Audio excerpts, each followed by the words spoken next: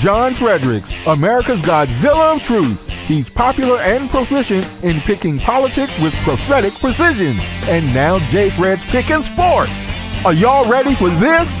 All across the airwaves and streams of the John Fredericks Media Network, John, Jack, and Nate, three guys that are pretty wise when it comes to picking winners. Football, basketball, baseball, soccer, golf, UFC battles, you name it. When the game is on your mind and money's on the line, Godzilla Wins is your guide to picking winners. Before you make that play, hear what J. Fred has to say. Godzilla Wins on the John Fredericks Media Network. Oh yeah, for entertainment purposes only.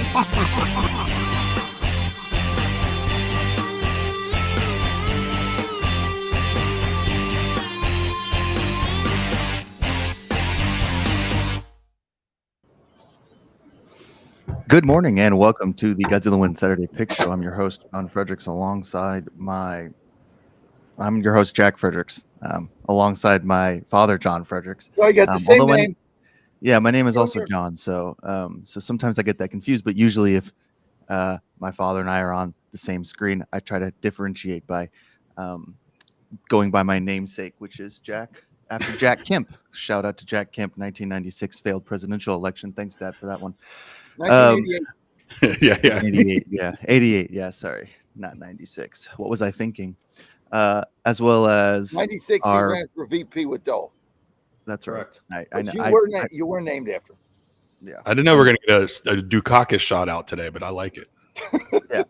Wow. That's right. Shout out Mike Dukakis. Well, politics is on the brain at all times during this presidential election, so I'm sure it won't be the last time we bring something up like that. Also, our co-host Nate Perry, senior editor at Godzilla.com, senior contributors Dan Angel and Mitch Rogers as well on the show for the first hour.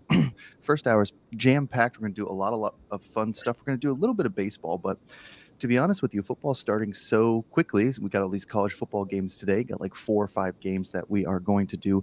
Just a little bit of baseball, then college football. Top of the hour, we'll talk about FSU. It's the big game today, FSU, Georgia Tech. A lot of action on that game so far. So we'll talk about how the line has moved and what we can see in that. And then we'll round out the show with a little MLB and, of course, some PGA picks. We almost hit another winner at the PGA last weekend. So couldn't get it done, but it was real close. So close. And had that happened, I would be in a much better mood because I had a little bit of cash on Victor Hovland, and he failed me in the very last moment of Sunday. So now I've got a little less to play with this week, but I'm pretty hopeful that FSU Georgia Tech will get me back on track. You know, you live to fight another weekend, as we like to say. Now, if you are listening, then you know that Godzilla Wins is for entertainment purposes only. If you have a gambling problem, please call 1-800-GAMBLER, 1-800-426-2537, Colorado, Illinois, Louisiana, Indiana, Maryland, Michigan, Nebraska, Ohio, Pennsylvania, Tennessee, Virginia, West Virginia, and Wyoming. Call 800-327-5050. Visit gamblinghelpline-ma.org in Massachusetts. Call 877-G-HOPE-AND-WIRE. Text HOPE-AND-WIRE to 467-369 in New York. Call 1-800-NEXT-STEP in Arizona, 1-800-522-4700 in Kansas, New Hampshire, 888-789-7777. Visit ccpg.org in Connecticut, 100 beds off in Iowa, or visit opgr.org in Oregon. Like I said, do a little bit of baseball in this first hour. Got Dan and Mitch to talk about that. Then we're going to switch to college football and the NFL. And to be honest with you, until we get to the playoffs, we're probably going to be looking at football the rest of the way here. A little bit of MLB, some other things might come up, but we're in football mode now from basically now until January, which is always a good place to be. But as always, we want to start with our weekly obsessions. So let's start with Nate there, and we'll kind of just go around some things you guys are thinking about for this week, sports related, of course. Go ahead, Nate. College basketball, man. I mean, I know that football's starting, but I just checked out the season ticket prices for down here for college basketball. Watched a little Islanders basketball, Texas A&M Corpus Christi. Extremely reasonable. So going to be getting some season tickets. Going to be attending 15 home games minimum this year. And, and I get a little discount for being an employee of the state of Texas now. So where do you work now? We didn't know you got a new job. You work for the state of Texas? I'm teaching at the university down here. Which one? Texas A&M Corpus Christi. Oh, good for you, Nate. Congratulations. Yeah, thank you. So that when does that start? Monday? Yeah, Monday. Yeah, so And Jack, that's you been also- my other obsession is just learning how to teach English again. Well, you're a brilliant writer, and I'm sure your students will be blessed to have you. Jack, when do you also start Monday? Everything starts Monday there. I do, yeah. So I'm in Tempe, Arizona, which I think I mentioned on the show, but I'm not exactly sure if I told all of our listeners this. So I moved to Tempe a couple weeks ago, and I'm starting a doctoral program here in the education department at Arizona State in educational policy, which is something that I have been working on in that field for a long time. I know a lot of you who listen know that I'm a teacher and have been for a really long time. And I've also been involved in policy in Mississippi and now out here at the university. It'll be a lot of fun. But that Arizona State, they started Thursday, but I don't have any classes on Thursday or Friday, so I don't really focus on Monday. My classes are more front loaded early. You only, your classes are once a week, not twice a week. Classes.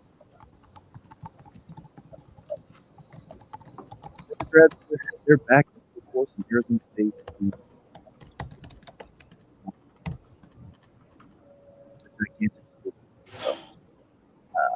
Well, let's get to Mitch.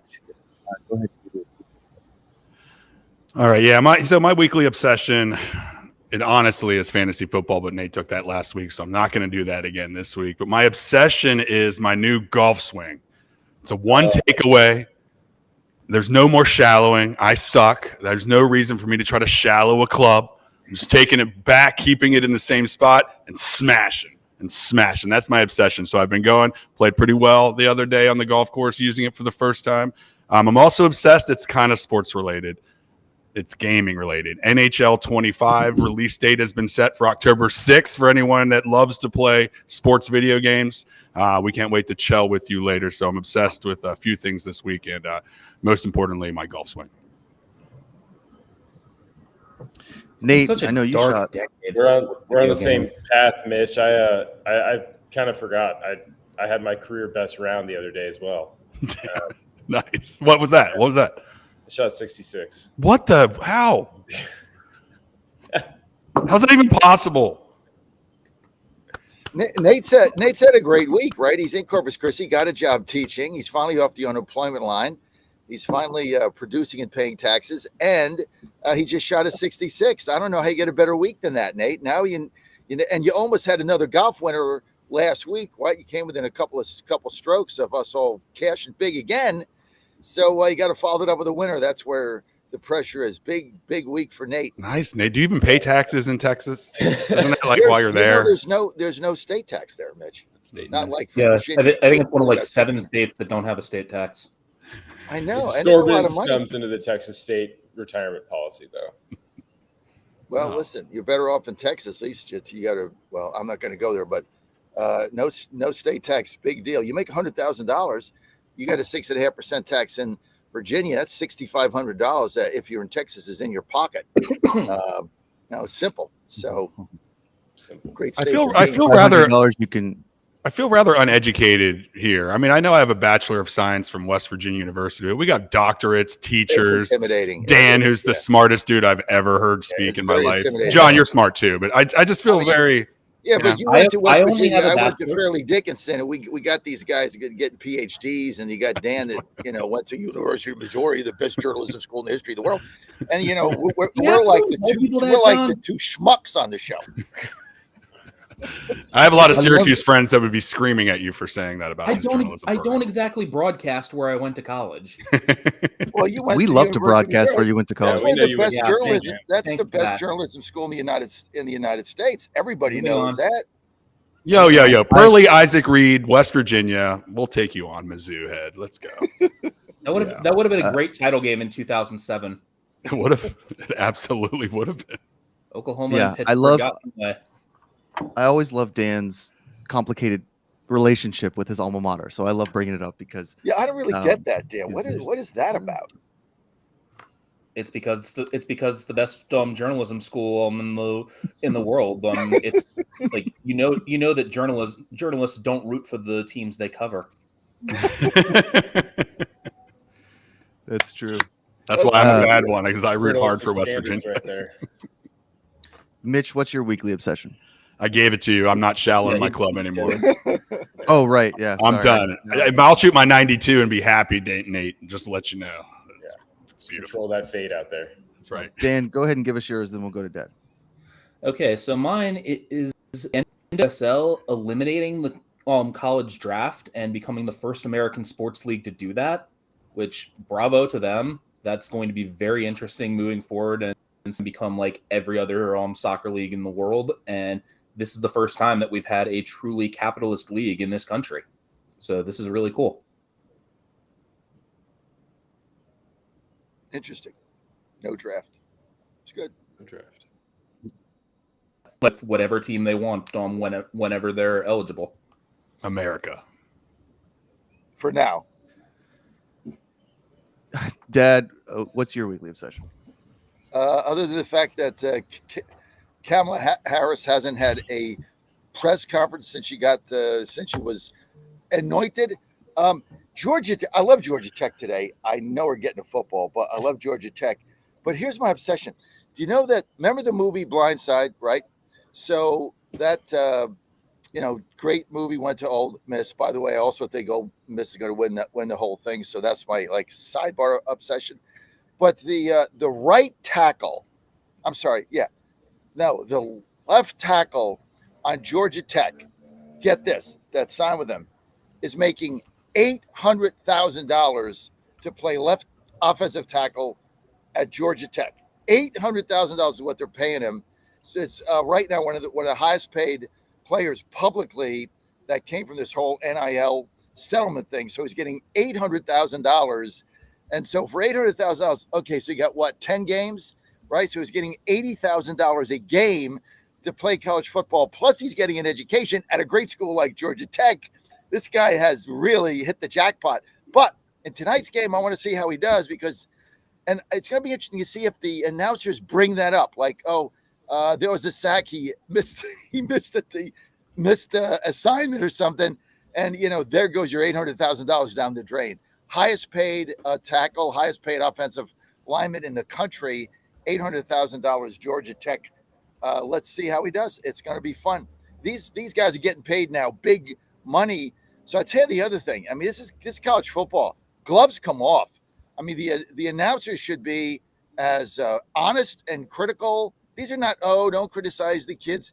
This kid's making $800,000 playing football for Georgia Tech. Gloves come off. Let's just follow the game. All the sports writers, it is what it is, and we'll see what happens. But I'm paying somebody $800,000 and I'm at home getting 10 and a half. I'm taking that wood all day. The guys got to do They're Oh, not something. at home. They're not at home. Aren't they? I thought they were in Ireland. Oh yeah, They are in Ireland. Yeah, sorry about that. Yeah. I'll take him in Ireland too. And you get $800,000 and you get a free trip to Ireland on a chartered jet. Life is good if you're in Georgia Tech. That's very true. We'll get to that game. I'm glad you gave out your pick for the most important segment that we have in these 2 hours, 10 minutes into the radio show instead of Let's teasing go. He could it and flip being flop. Yeah, that's Yeah. true. Dan might talk and me. there's Dan might talk me out of it. and there's a lot of people on this on the show right now, so we'll get a lot of opinions when it comes to the Georgia Tech FSU game in Ireland and Dublin. Is that Yeah. Darian? As All I right, was so about to you say, hit a grand slam in the bottom of the night. Whoop-de-doo. I'm impressed. Wow. Yay for you. once again, we'll get to baseball. I don't actually think you read the run sheet, Dad. I really don't. I think that you just get on and you're just like, what are we talking about? I got a run But sheet, we're going to right? get to baseball as well.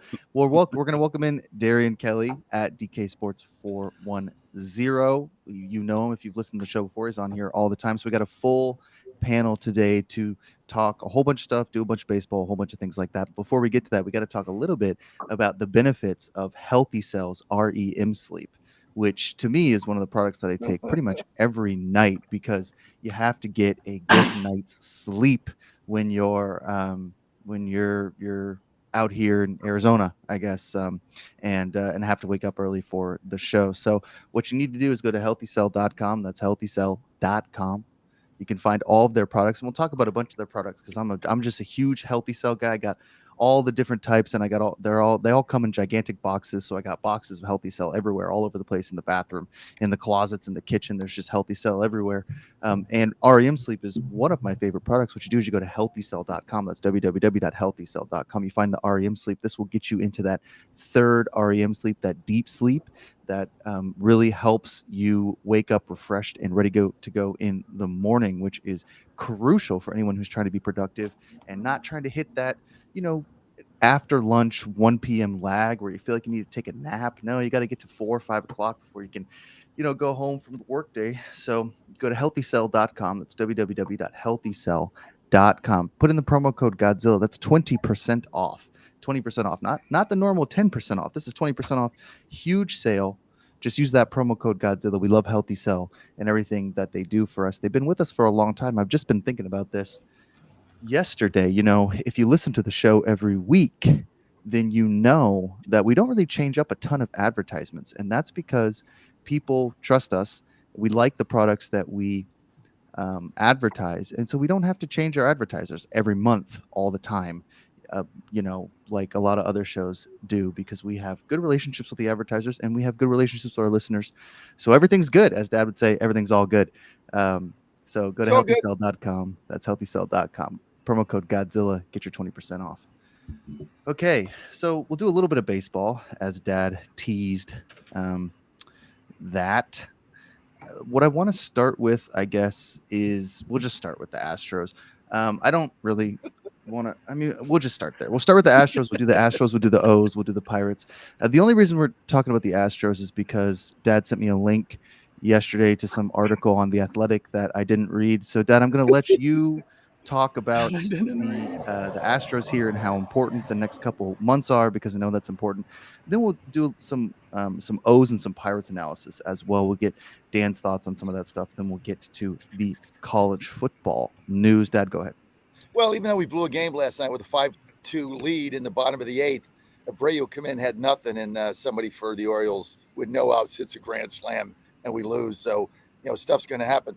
But I think Seattle got beat again last night. I know they were losing when I checked. So we got a 5.5 game lead. Remember, this team was out of it. I mean, the Mariners won. The Mariners won. Okay, so we got a 4.5 game lead, and I went to bed. And so I didn't check when I got up. We have 4.5 game lead, 5 game lead. June 12th, this team was 12 games under 500, and they were 10 games behind Seattle. The season, talk about a season on the brink. The season was over. I mean, there's no way you're going to make up 10 games against that pitching staff against Seattle. Well, they made up 15. They got half a team. I mean, all their starters were out. They lost 5 starters, and they continue to battle injuries. Their best hitter at the time, Kyle Tucker, has been out since June 3rd. We don't know if he's coming back, maybe September, something with a shin contusion. The Astros normally don't tell you what the injuries are. That's just their culture there. But they get this pitcher Kikuchi from Toronto. Everybody makes fun of the trade. They gave up too much. The guy's been absolutely lights out. There's something about this team, and I've been saying it forever. You guys make fun of me, but culture matters, and they have a winning culture. Somehow they managed to piece this thing together. They got 3 rookies playing right now that nobody heard of. So, somehow they contribute. Bregman can't throw. He can't play third base. I mean, you look at these injuries this team has dealt with. It's incredible. And yet they got a 5 game lead as they go into this stretch. We'll see what happens in the rubber game in this series with the O's. We're just hoping for a split and get out of there. But you got to hand it to the culture they've built, the veterans there. Now they got Hector Norris back from the Cubs, which I think was a great idea. Get him back, not paying him anything. He's a leader in the clubhouse. So when we get all of our players back, Verlander's back, we get Tucker back, Bregman's arm is back playing third base, we get Hector Norris in there. You don't want to meet us in the playoffs. I tell you what, nobody's going to want to play us. And when I bet them to win the World Series at 18-1, you all made fun of me. That's really a good bet now because they're down to 10 or 9-1. So it's been halved. So I really feel good about our team, and I feel good about the culture they have there. It's just a winning culture. You build a culture, you bring players in, you win games. It's an exciting team right now to watch. And they got this Arrighetti kid. Basically, he's getting 10 strikeouts a game. He's a rookie, so we'll see what happens. But look, we're playing meaningful games going into September, and I'm excited about the season. I think we're going to win the whole thing again. You always do. We love your optimism. Dan, I want to stay in the AL West and talk a little bit about your strategy with the Angels. But before we do that, I just want to make one sort of small comment on the Astros. Then we can kind of move on from that subject, because I do want to get to the Pirates and the O's. You know, there is a winning culture, I suppose. There are a lot of injuries in Houston, but they're also benefiting from the fact that they're in a weak division. If they were in the Central right now, they'd be in fourth. Like, they wouldn't. I mean, they'd be like 4 or 5 games out. They wouldn't be like 10 games out. But I mean, it's not as though they are in the strongest division fighting for their life. This is just a really weak division. We thought we might see more from the Rangers, who of course won the World Series, and we didn't. They benefit from being in the dumpster fire of the A's and Angels. Now they don't play them any more than they would play any other team because of the new rule shifts a while ago. But I want to throw a little bit of cold water on the idea that somehow the Astros have like figured out this recipe for winning.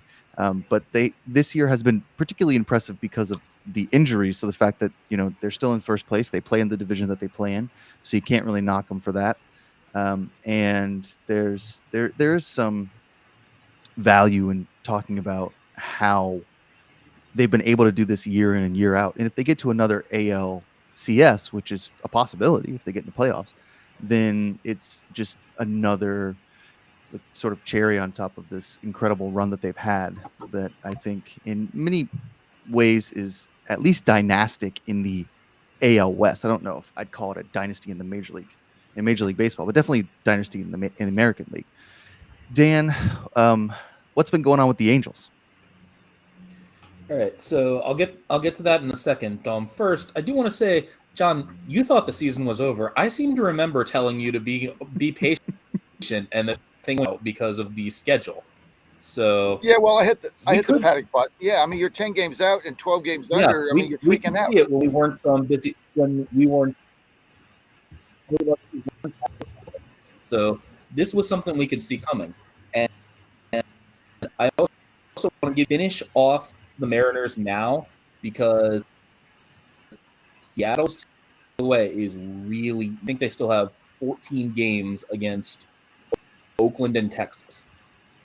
So, well, we'll see. I mean, look, the Astros have had the best record in baseball since June 12th in all the major leagues. Right. They got the best record. So we'll see what happens.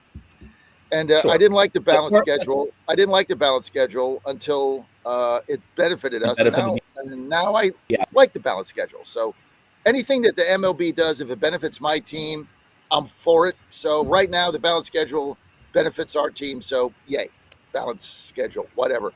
Driven by the Yankees, who were pissed off that we kept playing Oakland. That doesn't make any sense, but that's beyond the point. So as far as the Angels go, complete disinterest in Anaheim in playing who's not in the playoff race. The Angels actually seem to be focused entirely on playing spoiler at it, because when they play against bad teams, they're losing repeatedly. Like, they've played Toronto 5.5, and they've lost all of them. They managed to lose to Washington, Colorado, Oakland, and they actually won series against the Mets and the Yankees. And they gave the Braves and the Royals a decent challenge. So if the Angels are playing somebody who's actually in the playoff race, they're a tough team. If they're playing somebody who's just playing out the string, they're on the golf course. Interesting. So, interesting. Some. If you're in a state where it's legal, you may want to look at the A's when they play a team that also sucks, I guess. I'm sorry, the Angels when they play a team that also sucks. Fade the heck out of the Angels when they're facing an under 500 team. Oh, right. Yeah, I may do that. I won one baseball game in the last week, so I could use another W here. So yeah, the one you won is the winner that I gave you, the Cubs. Yeah, it was. And you can go to GodzillaWins.com and read all of Dan's articles, all of Mitch's articles as well. And you can go to our daily picks and see Dad's daily picks. You can follow us on Twitter at GodzillaWinsBig for the same thing. We post all of Dad's picks on there as well. And sometimes he heats up, so you want to make sure you follow that. Right when now, I'm he on fire. does. Hot. Yeah. I am not even going to fact check you. I don't know if you are on fire or not, but I believe. All you got to go to Daily Picks. Just GodzillaWins.com. Daily Picks. Everything is there. I'm on fire. Up 5,000. Up 4,000 in MLB. I pick against the DraftKings spread every night, and I've had a great season. So lots of good things happening in my DraftKings account. Thank you very much. All right. I want to get to Darian now and talk a little bit about the O's. Then we'll get to the Pirates here in Mitch. Darian, O's are a game and a half out of the Yankees, who, you know what, were cratering, seem to have evened out a little bit here. I mean, they're 75 and 55. You know, we spend a lot of time talking about the Astros, but they'd be 6 games up on the Astros if they were in the AL West. They obviously have a very talented team and should make the playoffs. Everybody expects them to do so. But as someone who follows the O's, watches them, I think, all the time, what are you seeing in, like, if you're looking into the playoffs, you're looking into the next month or so, what's the one thing that makes you extremely confident in this team, and what's the one thing that you think that they need to improve on if they're going to make a deep run in the playoffs this year? Yeah, I mean, I think that's easy. I think the one thing that I think that we have going for us is the bats. I mean, Anthony Santander is I believe number 3 in home runs right now. So he's swinging for the fences. I mean, our offense is not the problem. I can go on and on about, the offense it's easily the bullpen. Grayson Rodriguez is now, on the IL. Hopefully Zach Eflin can come back early September. But I mean, the Orioles bullpen, for lack of better words, is on life support right now. As far as the, going deep in the playoffs, as we've seen last year, you can have the offense, but it's going to come down to a quality bullpen and your bullpen being efficient, which I don't, if I'm looking deep into the playoffs, I don't know how far the Orioles can go, because we're kind of back to square one with the bullpen being shaky. And, obviously there was some trades that were made at the deadline. Some were head scratchers, like Trevor Rogers, who's been sent back down to Double-A ball. But, Eflin has been a great addition. Dominguez has been a great addition. So, hopefully those guys can hold up. Darian, what's it going to take to overtake the Yankees? I mean, I think as an O's fan, I'm sure you'd like to win that division. The Yankees seem to be playing a little bit better now, but what is, like, the one thing you think they need to do, or do you think they'll overtake the Yankees, or is it more, are you looking at the wild card?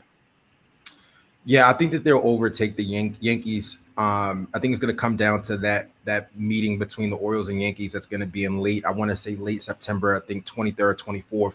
I think that's where it's going to come down to, is that matchup. It's when those guys face. I mean, the Orioles have a road trip against the Dodgers after the Astros, and I think after that, there's pretty much, everybody is like kind of mid-tier as far as comp all the way until we get to the Yankees. So I just think that we'll overtake them. It's just going to take some time.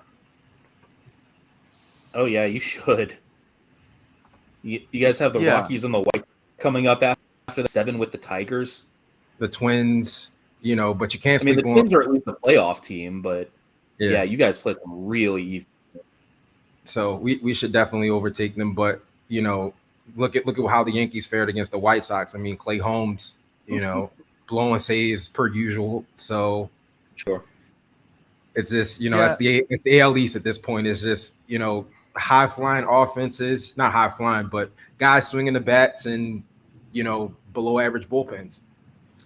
Yeah, and I mean, I think one of the things that I think is important to remember here, a team as young as the O's, but a team that's getting used to establishing that winning culture that we talk about with the Astros, et cetera, is you have to be able to take advantage of teams like the White Sox or the Rockies. At this late stage, you can't drop 2 out of 3 to Colorado and continue to be competitive as you would want to be in a tight race like this. So I think it is important these next couple series to really see how they respond, because everybody's going to be thinking about last year getting swept out of the playoffs. Such an exciting team. So I guess we'll keep watching and seeing how the O's do. Let's go to the Pirates, Mitch. They're in last. Yeah, Oh talking my about goodness. talking about one of the teams What that people happened? I was talking about one of the teams that people look at and they should beat them. It's the Pirates. The only people that are going to want to hear this are the Pittsburgh affiliated radio stations on the John Fredericks Media Network. Shout out to 98.7 and 107.5 FM in Pittsburgh, because this is only for you. All right, so the 10-game losing streak really derailed them. The Pirates had something going at the All-Star break.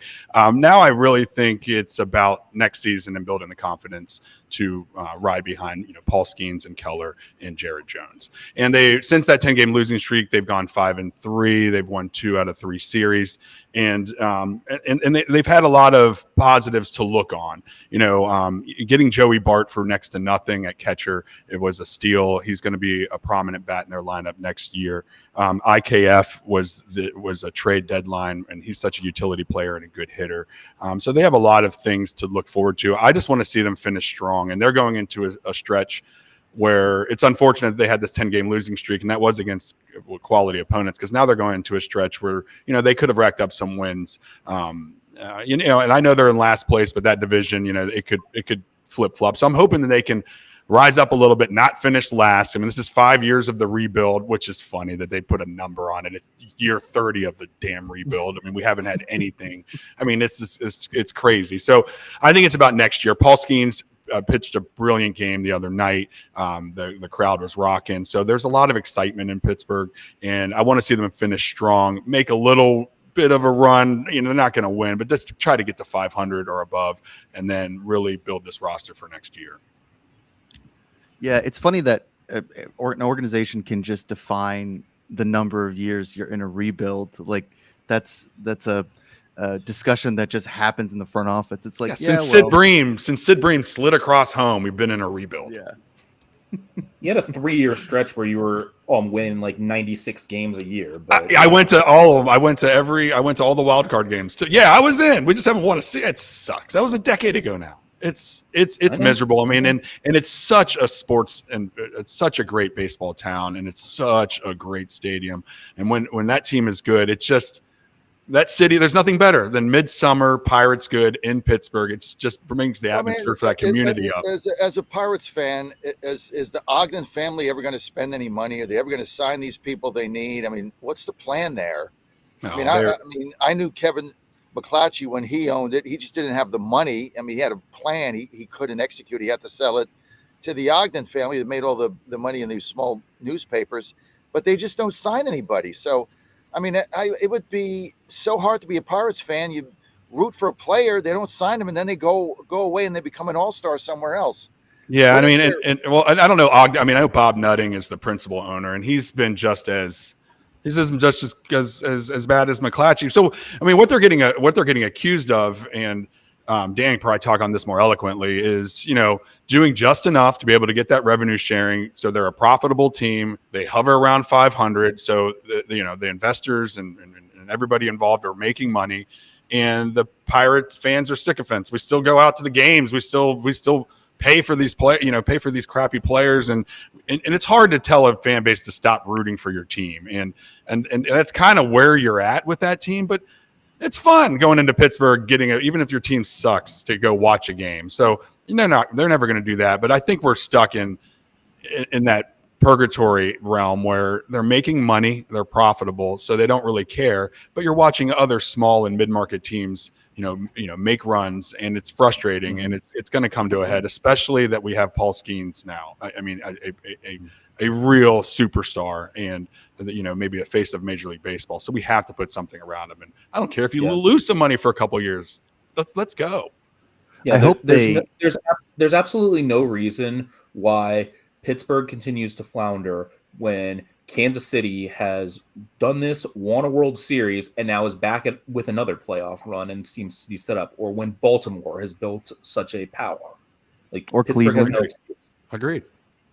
Yeah, I mean, there's a lot of small market. That argument doesn't hold as much water. I agree with Dan on that point. I think the thing that Pittsburgh fans have to be worried about is if the Pirates organization starts talking about Skeens in terms of this is our window. like we have to win now, right? This is our window. Next 5 years is our window. Like they have a good young core. They can win in the next 5 years, but to me that signals that they are probably looking at not signing Skeens.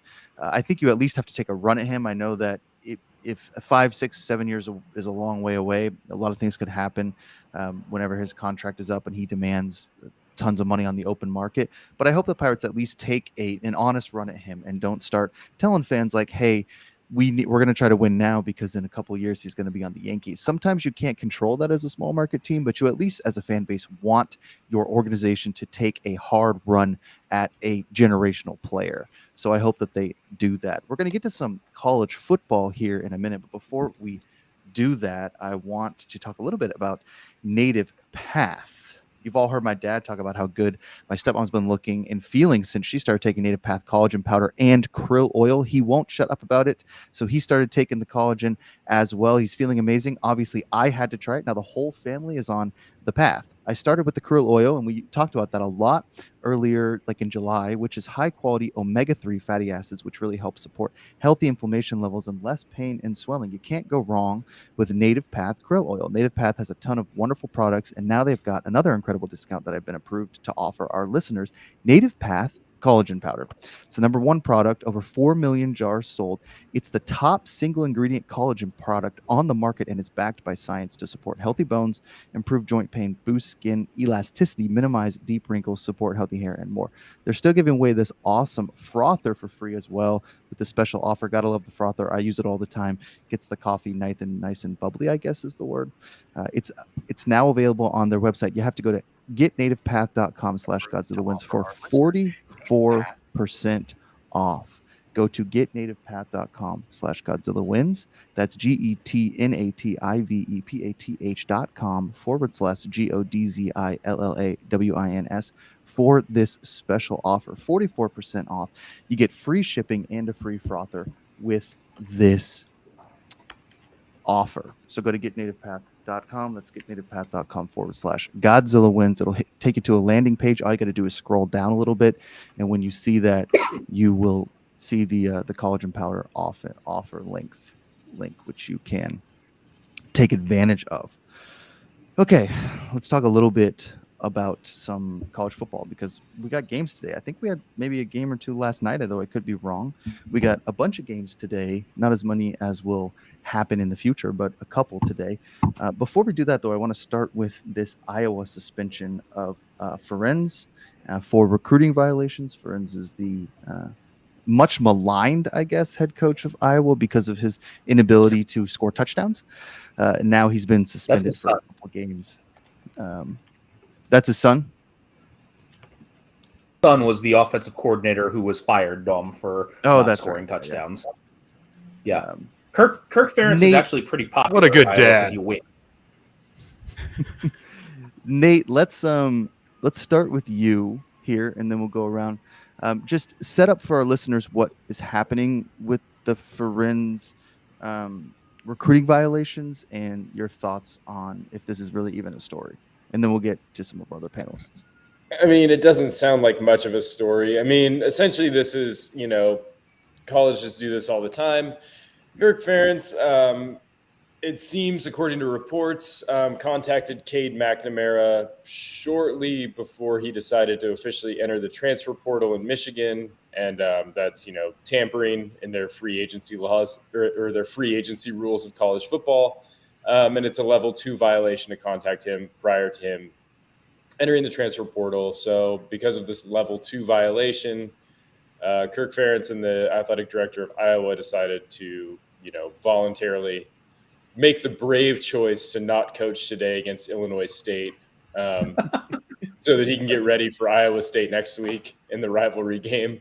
So they're going to be without him and an assistant coach, John Budmeyer. So, this is what they always do, right? It's like, get ahead of it now. We'll self-impose a suspension for, this level 2 violation.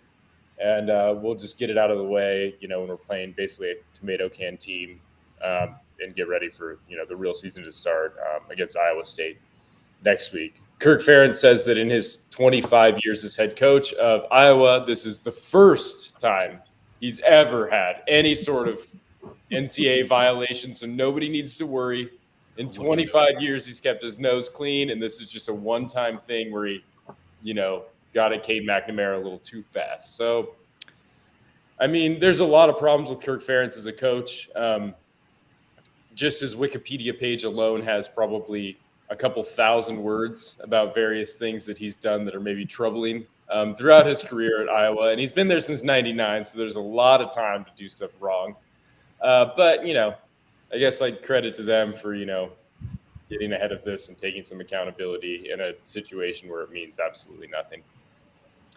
Dad, story or non-story? Like you know, with Joseph, you've had some experience with college recruiting, coaches. One thing I think we both know about this, and I don't know if you'll agree with me, but these coaches know the rules. They've got them memorized. It's not as though there was some room for interpretation here, and he came at Cade too fast without knowing what he was doing. Is this a story?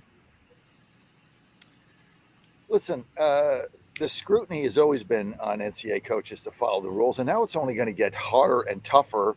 And everything is recorded, everything is videoed. You can't hide anything. So it's like you just got to follow the book now, and and to say, well, I've been there since '99 and I've had a spotless record. Well, that doesn't matter if you just did something wrong. Like you don't go and get stopped for speeding, and you say, well, I haven't had a speeding ticket in 2 decades, and the cop says, you know what? I checked your record. You're right. It's okay to go. It's 80 and a 60. Move on. I mean, that's not the way it works. You have a violation. These coaches are going to get scrutinized. There's too much money involved here. I mean, you're talking about so much money pouring in to college athletics, football and basketball, just millions and millions of dollars. You just got to play by the rules or you're going to get your ass nailed because the next guy's out there to take your job and get you. So, I mean, I think it is a big deal. And it's like I look at West Virginia. I look at our football coach there. It's like I pray every day, hey, dude, don't take a shortcut. Don't do anything outside of the rule book because they're going to nail your ass. And just go by the book. And if you're not sure, call 3 lawyers up on staff and let them interpret it. And then you make your decision there. So, I think it's only going to get tougher, not easier, with all the money involved and the scrutiny on these guys. Darian, story or no story? Seems like we got one. Nate, kind of like a maybe story. Dad, definitely a story. Yes, huge scandal out there in Iowa. I love John's example. Just driving drunk for 25 years is the first time I've ever gotten caught. You guys, not a big deal. It's a pretty convincing analogy. I think the stat is if you get caught driving drunk, it means you did it 70 times. Not that I've ever been to VSAP. I'm just saying that's just one out of 70 you get. One out of 70 So, you just click. Mitch, use your clicker every time you get in that car. Lift. Boozed up. Mitch, that is a very, very specific detail and statistic that Do not look up my records. So, look, Kirk Ferentz of Godzilla wins. I know a bunch of meaningless statistics. That's true. Dan does know a bunch of meaningless statistics, and we don't always draw conclusions on why he knows bunch of stuff about 1950s baseball. Darian, go ahead and give us the tiebreaker here, then we'll get to some of these games. Yeah, I'm on the fence. Like I don't think it's a huge story. I just think that, I think the punishment, kind of fits the crime. I think that we're living in a time when the NCAA is kind of on its, last leg. And so as far as holding these rules and holding coaches accountable, it's kind of like a free for all, especially with the NIL stuff going on. So I don't pay too much attention to it. I mean, he knows the rules. He shouldn't have broke them, and now he has to accept the consequences, and that's that. I mean, I think that's kind of the long and the short of it. Because Darian, when you're on the edge, right? When you're making that decision as a D1 or I guess Power 4 now football coach, right? With all the lawyers around, when it's close, right? When your gut, I don't know, I think I can get away with this. Let me look at the rules, right? Now, if you talk to the lawyers, they're going to say don't do it because that's what their job is to tell you no, right? That's what they get paid to do. So it doesn't matter what you do, they're going to say no. So you don't call the lawyer, and you say in your gut, you're like, yeah, I don't think I'll get caught. And then you get nailed, and now it's, you're like Nate said, the best line in the show is he made the courageous move, and he's not coaching against Illinois State. Oh, this guy's got a lot of balls, man. It's their typical move. You know what? I would think that Iowa alumni and fans would like to see headlines come from having a winning program rather than, the hazing, racism scandal, the gambling scandal, this, and this has all happened in the last few years. It's not a big deal. And especially in the world of nil, it doesn't feel like it's anything, when people are paid $800,000 to play college football. So it does seem weird. And I feel like people are going to try to blur the lines even more because of this nil. And another topic for another day is we need to get this nil kind of, I don't know, profit sharing thing or something, because it's going to get out of hand quick. But yeah, it seems like a non-story, but they're just starting to add up with friends, and their team's not, great. So it's at some point it's going to come to a head. Iowa's always on the football field relatively successful. We'll see how it happens this year. Yeah, that's right. But they, it does translate to wins every once in a while. Yeah. So we'll see how that plays out. We got a lot of college football to do. We're going to get to some games here. I mean, I can't believe I'm saying that. We can handicap some games, some college football games. Wow. They're going to be on today. Super exciting to do that. Before we do that, got to talk a little bit about Beard Vet. If you've been listening to the show the last 2 weeks, you probably are watching it. You probably notice I'm outside.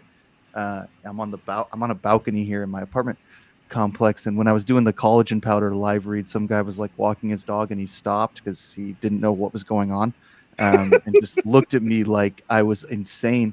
And I'm not sure he got the full Get Native Path / Godzilla Wins like promo code. I hope he goes and looks up. Then his dog took a dump in the parking lot, so he left. But did he pick it up? That's what I was doing while doing the last. Yeah, did he pick it up? Yeah, he picked it up. Yeah, yeah. I mean, it was like in the street. I mean, you can't hide that one. Like, it wasn't in the grass. And the dog just was like, all right. It's like the homeless in Philadelphia. Yeah, exactly. So let's talk a little bit about Beard Vet coffee.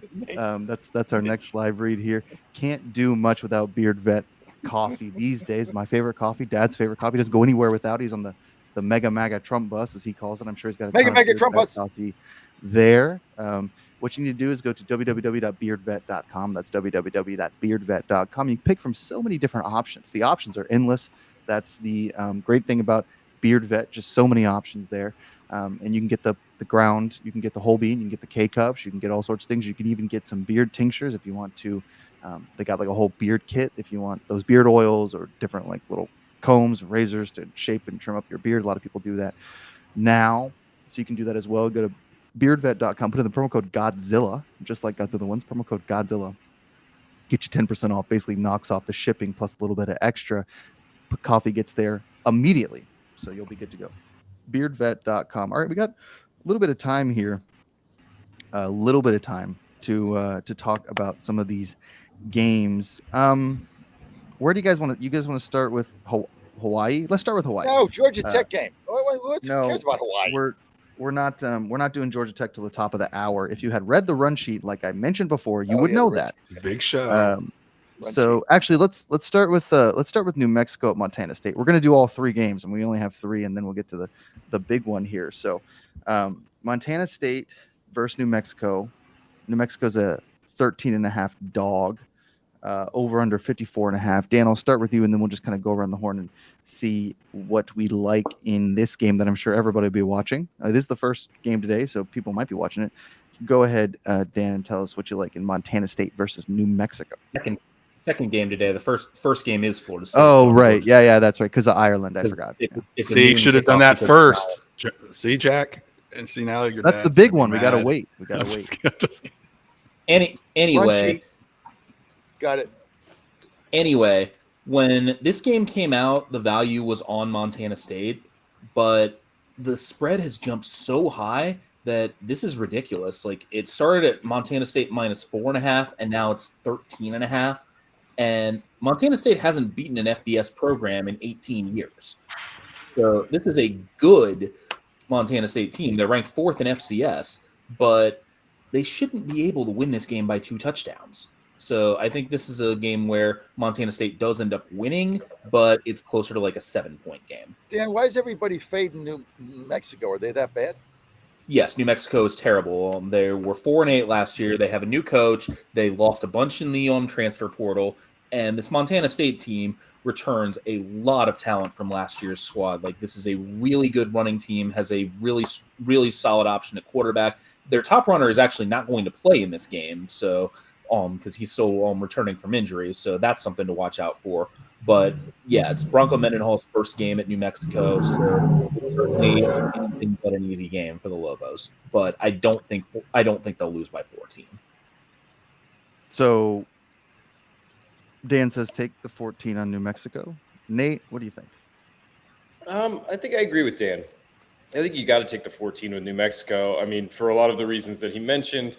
And, I think that Montana State, it looks like, sort of they want to sort of run the ball and control the clock. I mean, the under might be in play here. I just don't see this game getting totally out of hand where Montana State just runs away from New Mexico. I mean, New Mexico has a lot of questions in terms of how Bronco Mendenhall is going to sort of rebuild this defense that have missed a lot of pieces, and he's sort of completely overhauling it.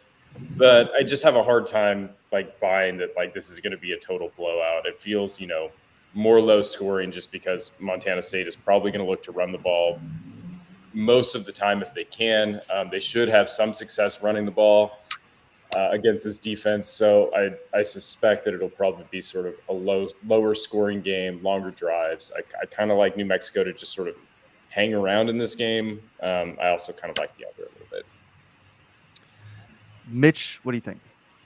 And what I think is I love that I do this show because now I don't look like a degenerate every week looking at these games because I was gonna gamble on it a year ago before I met you all, but now I get to actually pretend like I'm an expert on it. And I just started reading about them this morning when I was on the toilet. And New Mexico, I guess, had the worst defense in FBS history. I know Bronco Mendenhall very well. I don't know him very well, but UVA. So I think he'll probably do something to try to rebuild this defense a little bit. But a lot of what's going to happen with this, I'm not placing this bet until the Irish game is over, so I know what I've done there. And then, for no reason at all, because I just want to have fun, I'm going to load whatever I've won there on the over for no reason, just because it's more fun than the under. So I'm going the over 54.5. Just because it's just back and football's back and it just I love that pick. Well, I love that pick. Heart. Yeah, heart, not head. No head. Now that I'm in Arizona and I have access to all the FanDuel, DraftKings, Caesars. Yeah, the over does make some sense here because Tommy Mellott is a good passer for Montana State. New Mexico is going to have to throw the ball if they're going to do much of anything on offense. And again, Julius Davis, their top running back, is not going to play. So there are definitely reasons to take the over. Yes. Yeah, it's 54.5 is fairly high. I know in college sometimes it's definitely higher than NFL. We can get then as low as 31, 30, but 54.5 is pretty high. So there's a reason for that. Someone's going to score. So we'll see what happens. Let's move on to SMU at Nevada. Darren, I want to start with you here. This game's in Reno, but we got two Texans right here. I think Darren and Nate. So Darren, SMU versus Nevada. SMU is a 27.5 favorite. The money line's about minus 700,000 for SMU, so I'm not sure. I love that one. Over under 55.5. SMU has had a good season last year. Nevada did not. They were pretty terrible. What do we think about this game, Darren? Yeah, I like SMU here. I like their team over at 40. I like the fact that they're getting their starting quarterback back for this game, who was injured, I believe, towards the end of the season in Stone. So I think it's going to be a good scoring game for them. They have their top 7 wideouts returning from last year as well. Although the big, I guess, question mark for SMU is going to be that offensive line, but I don't think that Nevada is that much of a pass rush defense. They were like 124th in sacks, last year. So I think that Preston Stone's going to have a day. Okay, so SMU minus 27.5. Nate, this is an interesting one for you because you used to live in Nevada. You used to go to a lot of these Wolfpack games, but now you're in Texas. SMU, probably not a team you love, but definitely a team that you could get behind if the money's right. Do you like Nevada here plus 27.5? No. I mean, I don't think so. I mean, Nevada, I've watched a lot of Nevada games. I was obviously like fairly close to it when I was living there, knew some of the players and, was around the university quite a bit. And like, things aren't good for Nevada football. They really struggle to attract talent. They put basically no money into the program. They've really just sort of gone all in on basketball. And, and it shows. I mean, they went 2-10 last year. They were terrible. The transfer portal brought basically nothing in terms of talent. They have a new head coach. So there's just so many question marks with Nevada that it's hard to think like, they'll be fine out there. They returned a quarterback that had, I think, two touchdown passes last year. He's basically just a pure running quarterback. So I think that there's a lot to be sort of skeptical of in terms of Nevada being able to hang in this game, especially when you're looking at SMU, who's returning Preston Stone, who was great last year before he got injured. And, they score a ton of points. I mean, they average like over 38 points a game. They scored, over 40 several times. I don't see a scenario where, unless everyone's just totally gassed at playing at elevation, that there's a world where SMU doesn't put at least 40 on Nevada and win this game by a zillion. So I think probably SMU. It's SMU or no bet for me. I mean, you can't bet on Nevada here. Yeah, I think we lost a lot of money trying to bet on Nevada last year. We were a little bit more optimistic about how they might fare. And one thing I think we know about Nevada is that unless it's college basketball season, maybe just fade them. Let's do one more game. I know I'm kind of just skipping around to different people, but these games are, a little bit smaller, and I do want to get to the FSU game, so you're going to have to stick around for that if you're listening on the radio so that Dad can chime in here at 10 o'clock. I haven't gone to Dad for any of these games because I know he is not just as brushed up on Delaware State versus Hawaii as he might Good be call. on Florida State, Georgia Tech. Good So call. we'll get him back in here at 10 o'clock. Dan, I'm going to go to you here for Hawaii, Delaware State. Yeah, that makes sense. Yeah, because you used to live in Hawaii, and I know you got to pick up on GodzillaWins.com. The one stat I saw, and this is like classic like radio sports guy. Like I've done no reading on this game, but I saw one statistic on Twitter, and I was like, "Yep, that's the play." Is Hawaii is 12-2 in covering the spread in their openers, but maybe this is a little bit different, Dan. So tell us if you like Hawaii, Delaware State, what you like in that game. It got played up to 40, and the over/under is 55.5. Yeah. Well, first, I mean, I'm wondering why you didn't just read what I wrote on our site. Busted. But that's beyond the point. So Hawaii actually did not cover the spread in last year's opener. They managed to lose that game to Stanford, but Hawaii has gone 3-1 in their last 4 games against 3-1 ATS against their last 4 FCS opponents. And this Delaware State team is horrible. Delaware State, they already ran into problems getting to Hawaii because they initially missed their bus to JFK Airport.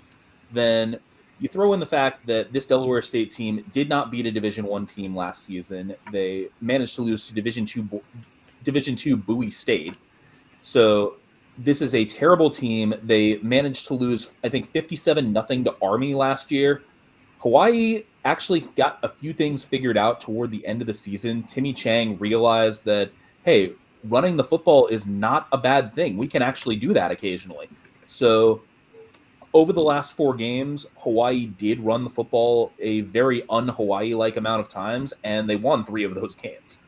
So for this game, I think they will just pass the heck out of it because they can, because Delaware State can't stop anything. So even though this spread is high, there's no reason to fear it. The Rainbow Warriors should win this game going away. Don't fear the 40-point spread. We're going to get a couple more thoughts here as soon as we get back from our break. Don't turn the dial. We got one more hour. Before we go, Darian, I want to thank Darian for joining us for this first hour, talking a little O's baseball. You can find him at DK Sports 410. Darian, before we log off, tell us how you can find the Jersey Sports Network too. Yeah, you can follow me on Twitter or at DK Sports 410, and also follow the Jersey Sports Network at the Jersey Sports Network on Instagram. Thanks, Darian. All right, thanks, guys. Take it easy. Don't turn the dial. We'll be right back.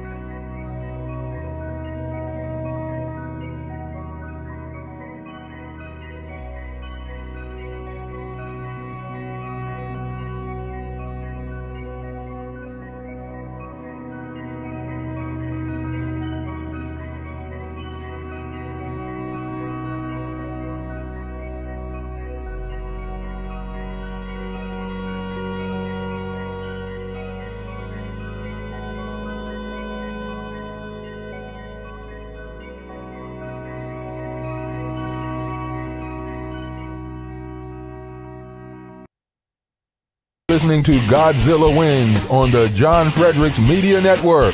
For a deeper dive without the jive, visit the website of winners, GodzillaWins.com. Let's get back to the show with the guys in the know, John, Jack, and Nate. It's Godzilla Wins on the John Fredericks Media Network.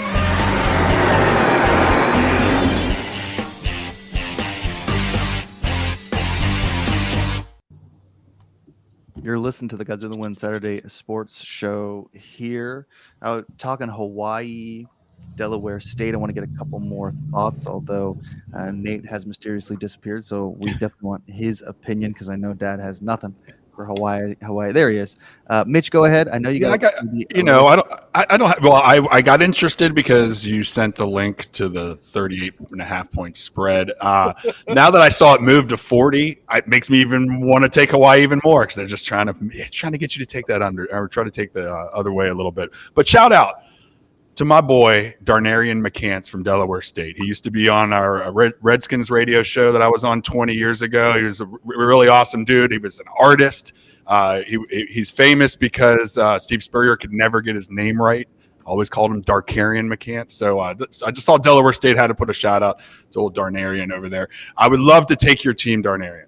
I can't. It's going to be so much fun to watch Hawaii whip your alma mater's butt, and they're going to by a lot. I'm going to load up on Hawaii as well and have some fun with that game.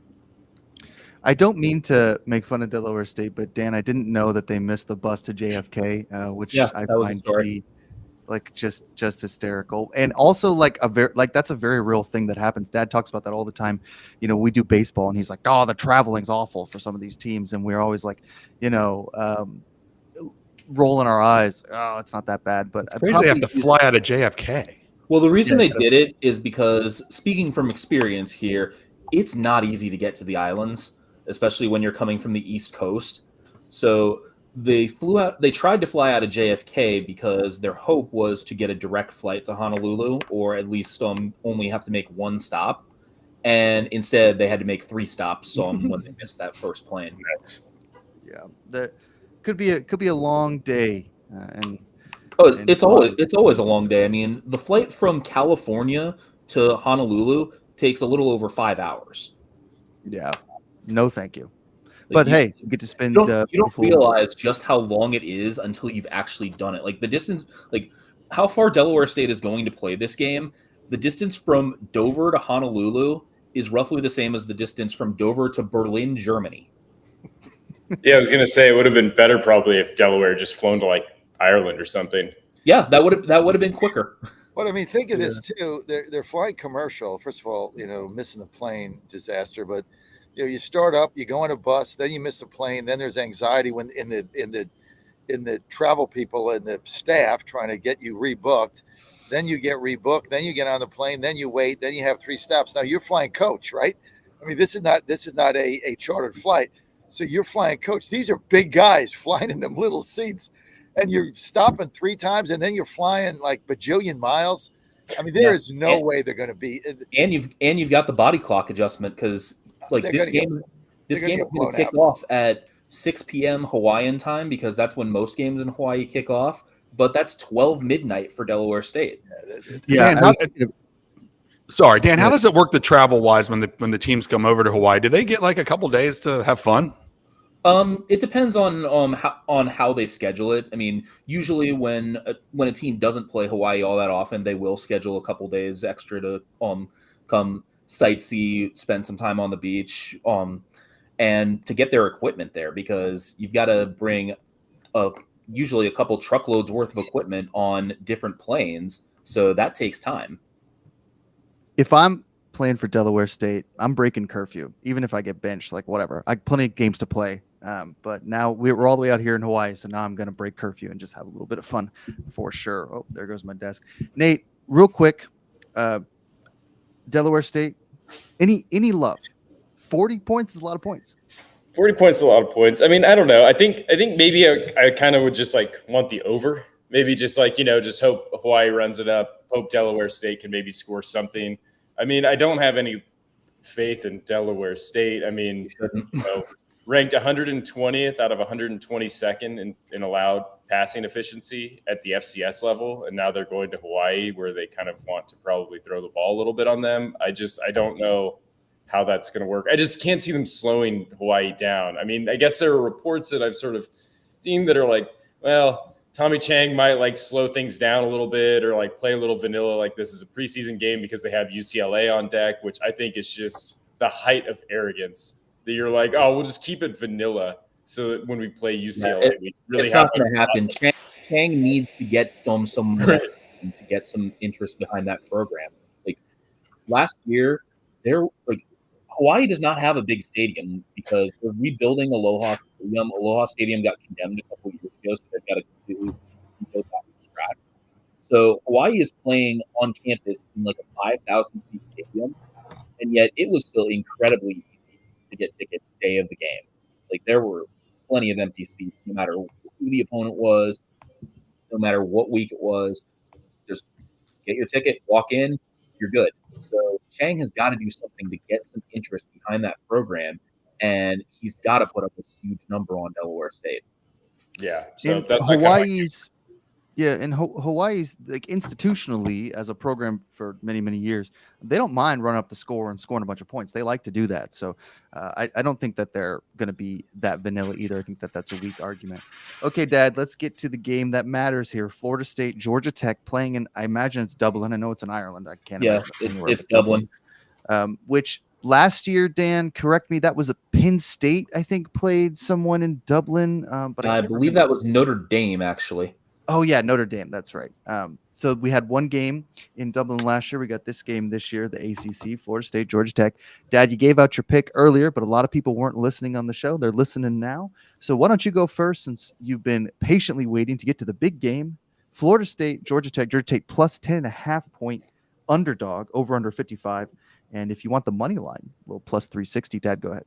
I'm just not going to lay 10.5 in the first ACC game against a emerging Georgia Tech team that's probably a little bit better than people think they are. Everybody's picking the Florida State for this and that, make the playoffs, etc. But you got to go play the game, and it's tough going to Ireland. Both teams, it's on even footing here. It's a long flight over, and I think Georgia Tech is going to be a little bit better than people think. But there's just no way that I'm going to lay 10.5 right off the bat on a game like this across the country. I mean, this is why college football is tricky, right? Florida State should win the game. Normally, I don't mind laying the wood, but Georgia Tech gets a couple touchdowns. They get a couple field goals. Now you got to score 5 touchdowns to cover. I mean, I just don't like laying this kind of points right off the bat in a division game. I mean, or conference, I'm sorry, in a conference game. So, look, I think Georgia Tech's going over there. They're loose. They got nothing to lose. They've rebuilt the offensive line. Obviously, they paid this guy $800,000 to protect their quarterback. It's a lot of money in college football for a guard. So I think it's going to be a very tight game. I think it's going to be a fun game, and I'm looking forward to it. If you want to bet this game, you know what? If you're not a Florida State fan and you're just looking for a winner I take the 10.5 and enjoy the opening game here, because otherwise you bet Florida State, you lay the wood. There's stress. Georgia Tech goes up 7-0. You're all stressed out. Why go through that, right? Take the points in this game, first game, relax, watch it. I think it's going to be very, very close. Why go through it? Because I want to win the bet. I don't really care what happens in the first quarter. I don't mind a little bit of anxiety. That happens. That's like the whole point of betting on sports. Yeah, I just don't like the 10.5. I don't like laying 10.5 in Ireland right off the bat. I just don't like it. So I'm going to take the wood. Yeah. I mean, look, I love that we're back to football season, because I get all of the phrases of yours I haven't heard forever that mean nothing, that you're always saying, like play the game, which is like your favorite thing. Whenever you like want to make a bet, you're always just like, they got to play the game. That means nothing. Lay the wood. I've never really understood what that means, but you say that every 4 minutes. So we're back to football. So you got all the stuff that all those phrases that we know and love from John Fredericks are back. Mitch, let's go to you here. Dan, I'm going to save you for last because you got the write up on Godzilla wins. So we'll do Mitch and Nate here. Mitch, what do you think? And this was make college football so great and intriguing at the start of every season, is they don't have any preseason games, and when you start off against an in-conference opponent over in Ireland, it's hard to judge and make a pick without factoring in those. With Florida State, they have obviously their 4-year starter is gone. They have the transfer DJ Uiagalelei. How do I say that? DJ Uiagalelei. Thank you, sir. I knew someone would have it for me. I even had the pronunciation written in front of me, and I screwed it up. But I'm looking at it's obviously transfer laden. I mean, Georgia Tech's, they have a transfer coming in at quarterback, but it's Florida State really benefited from Saban leaving the Alabama program with 2 key transfers at wide receiver and running back with Roydale Williams and Malik Benson. And so, but what I really like about Florida State and why I am going to lay the wood and go with the minus 10.5 on this is the running game for Florida State. I think will be the difference. I think that is what they can rely on, especially with everything being so new with all the transfers. So I expect that Florida State is going to take advantage of the running game. I do expect Georgia Tech to be in the mix, maybe even be in the mix for maybe a possible playoff spot down at the end, perhaps. I mean, there's a lot of excitement around with their transfer portal acquisitions, but I'm just going to go with Florida State here based off the running game. We're going to welcome in Jay Delsing as well. Jay, glad you could join us for the show. What's up, Jay? You guys sound like a bunch of experts. What's up, Jay? Come on over here. He sends this run sheet, and then you do research on it, and you write stuff down. That's cool. Yeah, Mitch is a professional. That's right. Mitch is a consummate professional. We're all professionals on this. None of us. He's a plagiarizer. This game in Ireland, though, it makes me nervous having that college kids go that far. That's my biggest wild card. Otherwise, I love Florida State. If they were playing that game in the States, I'd lay the 10.5. Which trip is further? Delaware State or Delaware State's much further. Delaware State. Yeah, by far, right? Yeah. State. Yeah. See that? Yeah, West Virginia education again. See you guys out. That's right. Hartsfield Jackson to Dublin International or whatever. It's like that's like a short little trip over to South Carolina. Guys, Delaware to Hawaii. Been 18 and I traveled before. I'm just telling you.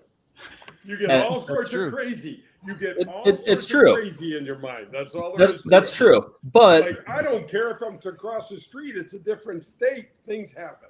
Yeah, but Delaware State going to Hawaii makes that look ridiculous. Right. But think about how many of those guys have been to Ireland before.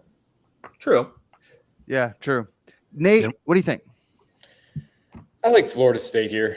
I'm kind of in agreement with Dan. I think that Georgia Tech will probably, be able to move the ball a little bit on the ground. That's sort of what they're best at. But I have a hard time seeing them sort of sustain drives just because I'm not sure that, Haynes King turns the ball over a lot.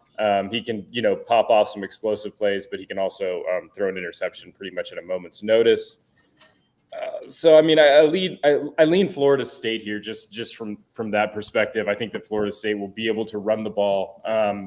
Georgia Tech's defense is undersized, to say the least, probably, in terms of linebacker and defensive line play. There's a lot of guys that are not very big. I think that Florida State will be able to sort of move them around and be able to, kind of break off some chunk runs to kind of keep the chains moving. So I think Florida State has to be the play for me here. I can't see like a scenario where Georgia Tech just like goes like totally nuts on offense and can really like sort of, like make this game like a real competitive game. Looks like Dan? I'm the outlier. As always, Dan, go ahead and give us your pick as well. You go to GodzillaWins.com, read Dan's write-up on this and many more college football games. Go to Daily Picks. You can see all the picks there as well. Dan, what's your analysis? Florida State, Georgia, take us out of this segment. Yeah, I think Nate pretty well nailed it. Like, John, you're talking about being nervous with Georgia Tech going up 7-0. I'd be a lot more nervous with Florida State going up 7-0 and Haynes King tossing a pick on the ensuing drive and putting the Jackets in a big hole early on. I mean, that's been Haynes King's biggest problem is, as Nate said, he turns the ball over far too often. And on the Florida State side of things, Georgia Tech's debuting a couple new corners, so DJ Uiagalelei should have plenty of time and space to pick apart this defense, which he's already shown he can do. 2 years ago, when he was at Clemson, he routed this Georgia Tech defense, so that shouldn't be a problem for him. He's a much better quarterback now after that year at Oregon State.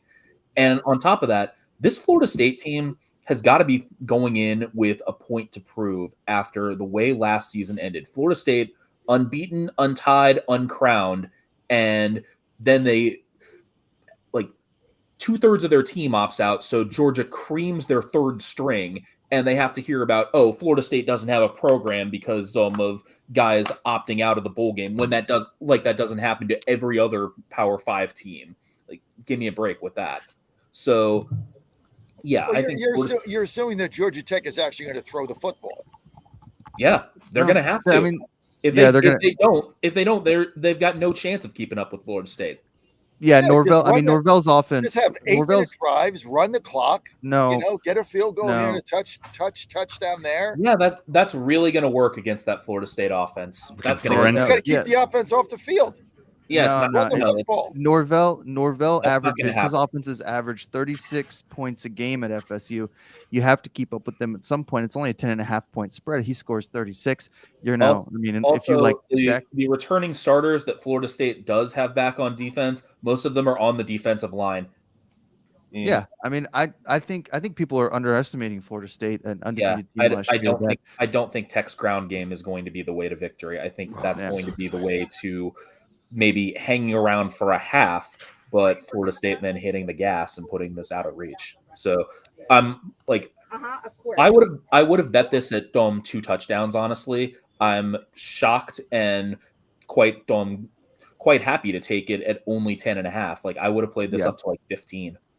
Yeah. Oh, yes. Alternative spread there. It up to 15. I love that. That's like when Dad's like the spread's 3 and he's like play it up to 22. Dad, he laid I'm rubbing off on you guys. I'm the best thing that ever happened to you guys analyzing football. I've rubbed off on you, taking all my one-liners. You're taking all my analysis. I like it. See, I'm the senior guy here, so I get to just impart my knowledge. John, I've been giving excluding Jay Delsig, who I think is older than me or the same age, but other than that, all these millennials here, I'm the best thing that ever happened to you guys. Whoa. Voice of reason. I'm an Xer. Don't millennial me. Oh, that's right. You're not a millennial. That's right. That's right. You're an Xer. That's right. That's why I like you. Yes. Dad, go ahead and tell us. I should have my shirt on, Minister of Fun. Somebody called me that the other day. Who is it that called me that, honey? Somebody called. Aunt's here. Mom's here. She just what? Jay. Right, but somebody else on the radio said I'm the Minister of Fun. Definitely. What are you talking about? Saw my shirt. Howard Stern. All right, great. Dad, do you want to do the Native Path live read? Yeah, because I tell you what, Mom just got here and she looks fantastic. I'm a little bit distracted. She's such a beautiful woman. How long have you been taking this, Ann? 3 months? 4 months? Yeah. About 4 months. She turned me on to it. And I kept saying to her, boy, you always look fantastic, but now you look like super fantastico. Like, and I say, did you get your hair done? No. Did you get your nails done? No. Did you get something done? No. I'm just a radiant, beautiful woman. And since you'll be taking this Native Path collagen, all this is, and it's got all kinds of health benefits. Because I used to complain a lot bit of my back hurts, this and that. No complaints now. We're traveling more together. She's here with me now in Richmond, going to Colonial Downs. And good job driving here, and 8 hours. You're the absolute best. Well, I can sleep in the car. It's all good. But I tell you what, this is the greatest. It's only $21. You go to the Starbucks today. Good luck getting out of there under $21. Get anywhere. $21. Like, come on, man. All you got to do to feel better and look better, this thing, because the body needs collagen. It's an essential nutrient the body needs. But as you get older, it deplenishes, kind of like guys. You get older, testosterone goes. Jay and I know about that. You guys will find out one day. Can't do anything about it. It's just a natural thing. So if it gets too low, you got to supplement it to get that back up. Collagen's the same thing. Used to be able to get it from like beef and bone broth. You can't do that now with the Frankenstein meat. It's all garbage, right? So you got to get the collagen as pure. Just go to getnativepath.com, getnativepath.com /Godzilla wins, /Godzilla wins. You're going to get 45% off your first order. You can get your first collagen for $21. Now, if you don't want to buy it for yourself, hey, that's your business. But buy it for somebody in your family, right? Especially if they get a little aches and pains, especially if they want to look better and feel better. I got my DoubleTree coffee here. Unfortunately, I ran out of Beard Vet on this trip, so I got to go with the hotel coffee. But I just put two scoops in on each, one on each cup of coffee. Don't taste it. Stir it up. You're good to go. Get the little frother thing that I finally figured out. Now I travel with it, Jay, and after destroying 3 of my ties, now I figured out how the frother works. So that's good. Just go to getnativepath.com /Godzilla wins. Get your collagen today. Check it out. After a month, you know what? You're out $21. Not the end of the world. But you're going to reorder it because it's going to make a difference in how you feel and how you look. Don't I look great? I've been taking it now for 2 months. It's an everyday occurrence. Godzilla win or Native Path. Get Native Path. GetNativePath.com / Godzilla win. Joe G. I've been taking it for 3 months, man. My hands feel so much better. I started with the krill oil. I love it. I need it. Look at this face. I need collagen, man. And 44% off plus the frother, free shipping. Great deal. Okay, just the frother alone. So, Jay, have you figured out the frother? Yeah. You can't turn it on until you stick it into liquid. I know that you guys are over here going to go take a nap or something, but the first time I put it in there, the whole kitchen, all over my cabinets, the dog's licking it up. So I got my dog Cooper's on collagen now too. So, yeah. Then the hardest thing is when you take it out. Sometimes I'll go to take it out and I'll hit the button by mistake. Yeah. And so I'm taking it out and then it goes all over after I was so happy that I did it right. So and now I have to do it over the sink because I figure, 50% of the time I'll screw it up. Also, there's 3 speeds. Don't take high speed. That's high speed. No shot at that. Do not do the high speed. No. So you guys should start a show called Boomers and Frothers. 12 p.m. on the John Fredericks Radio Network. Uh-huh. Yeah. 12 to 12:05. Boomers versus Frothers. Godzilla wins where we're losing. But this is true. I mean, it's 100% true for me. Awful. Yeah. Wow. Jack's lost control of his panel. I mean, I've lost interest, not control. Godzilla wins where we're losing listeners by the nanosecond. All right. About to talk all the exciting NFL stuff, and we're frothing. Yeah. Look, I mean, I love Native Path. Go to getnativepath.com / Godzilla wins. Get your frother, get your collagen, but I don't think we have to analyze the nuances of the frother technology. It's a 3-button machine. It's pretty simple to operate for pretty much anybody who's not 1,001 years old. Let's talk about some NFL football here. I want to do some futures, I think, right now.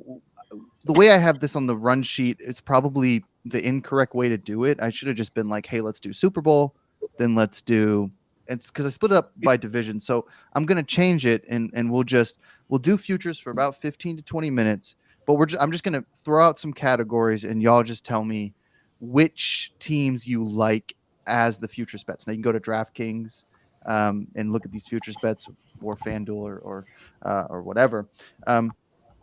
Nate, we'll start with you here because you're kind of the futures guy. You cash a lot of futures for the NFL. We're going to start with the Super Bowl winners. The odds may be different depending on where you're looking. I'm looking at Caesars just because I have it up. So I've got the Chiefs at plus 575, the Niners at plus 625, Ravens at plus 900, and then the Lions at plus 1,000. Then everything goes from there. Nate, Super Bowl winners, do you find any value in some of these teams a little bit further down, or is it going to be Chiefs, Niners? I mean, Lions at 10-1 is kind of interesting.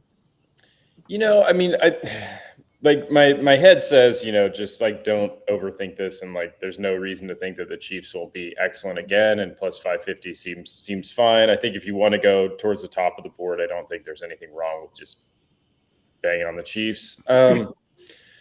I guess like I'm sort of staring harder at some of the NFC teams that are a little bit further down the list. Like I think the Eagles will take a step forward. I also think the Packers could take a step forward. 18-1 for the Packers is really interesting to me. Another year to sort of develop. Eagles 13-1. I mean, the NFC East looks like it's probably theirs for the taking this year. I mean, just given how, there's a big question mark with Washington. We know what the Giants are, and the Cowboys basically went all in by just doing absolutely nothing to improve the team. So I think that the Eagles, should come out of the NFC East. And if that's the case, then they're, in a really good position to sort of make a run towards the Super Bowl. So that's sort of where my head's at in terms of the NFC is I sort of like the Eagles and the Packers.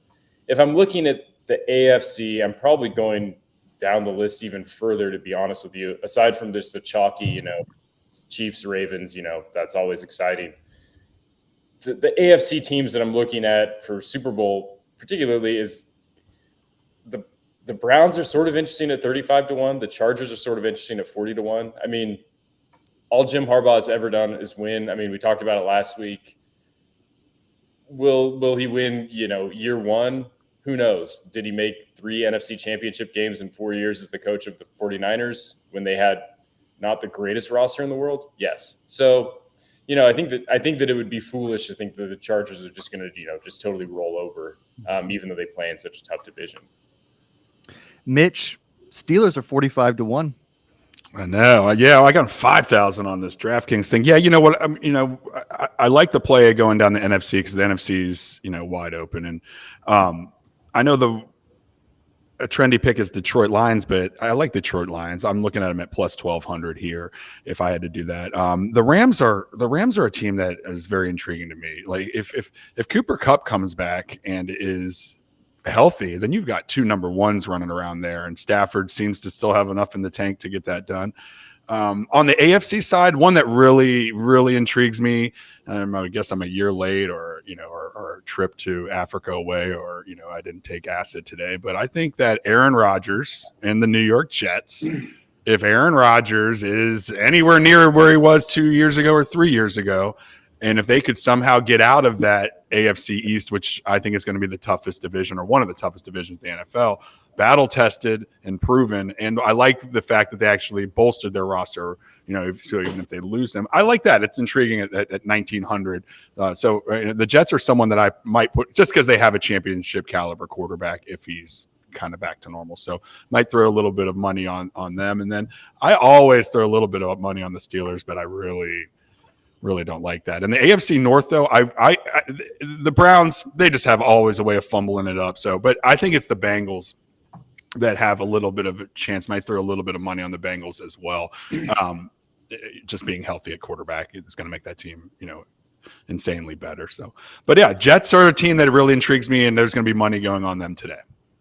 Dad, you mentioned the Jets last week. Is that a Super Bowl futures pick for you? 17 I bet 17-1. three futures on DraftKings, and I don't do what you guys do, which is kind of you bet a bunch of them. I just bet one for college football. I bet two for Super Bowl. So I got three futures. I'm going to tell you what they are, and I love them all. I bet Ole Miss to win the whole thing. I got 14-1. This is going to be the surprise team in college football. I know we're talking NFL, but we're talking futures. This at 14-1 with this offense, with this quarterback Dart coming back, and I tell you what, Lane Kiffin, he has built this team up, and he is Mr. Portal. I mean, the guy's loaded this team. Ole Miss 14-1. This is the bet to make on futures. NFL, I made two bets, both at 19-1. I got the Jets because they got a great defense, and if Aaron Rodgers is healthy, they got a Hall of Fame quarterback. Great defense, Hall of Fame quarterback, good offensive line. That's rebuilt. I don't see anybody in the AFC, right? Jets can win any game with Aaron Rodgers. They get to the playoffs. Nobody wants to play them. I love the Jets at 19-1. NFC, I'm going with the Packers.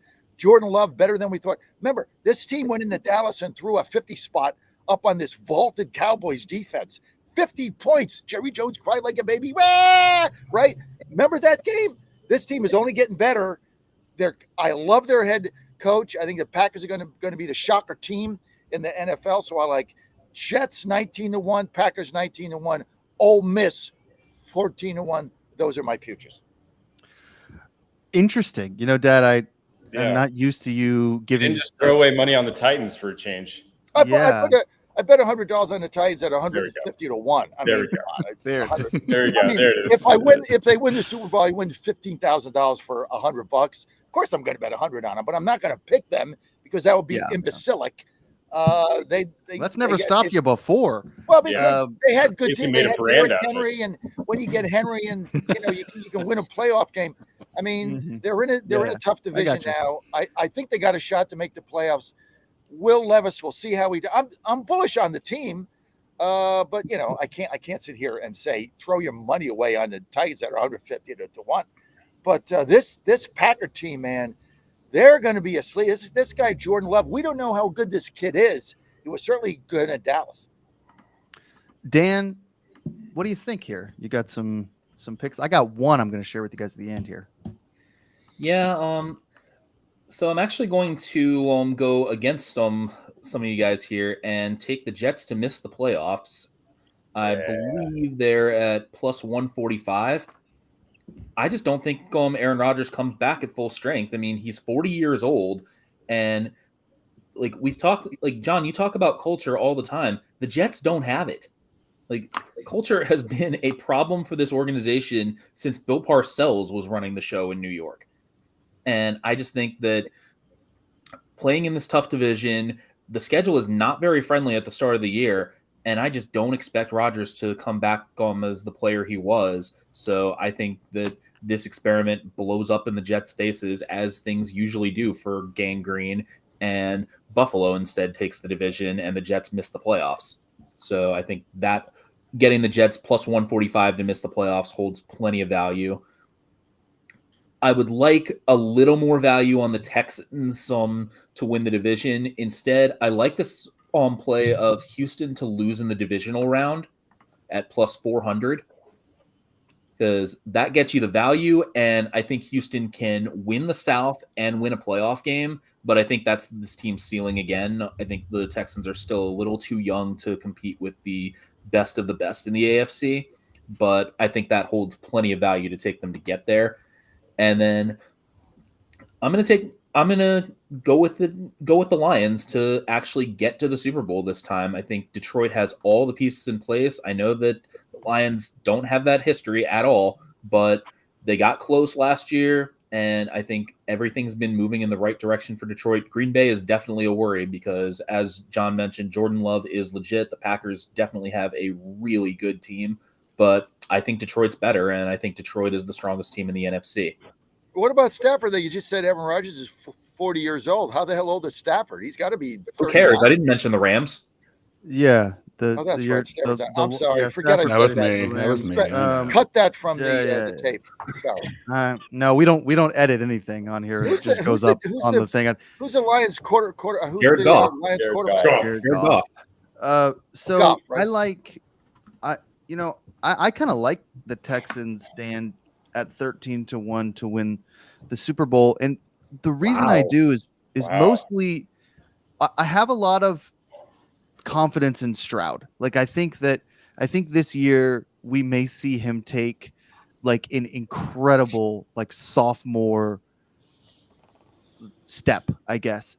And I Not a think leap? I mean, well, he's gonna have to be a leap, I guess, to beat Yeah. Patrick Mahomes. You sure you But I didn't stumble across 2025 futures there, Jack?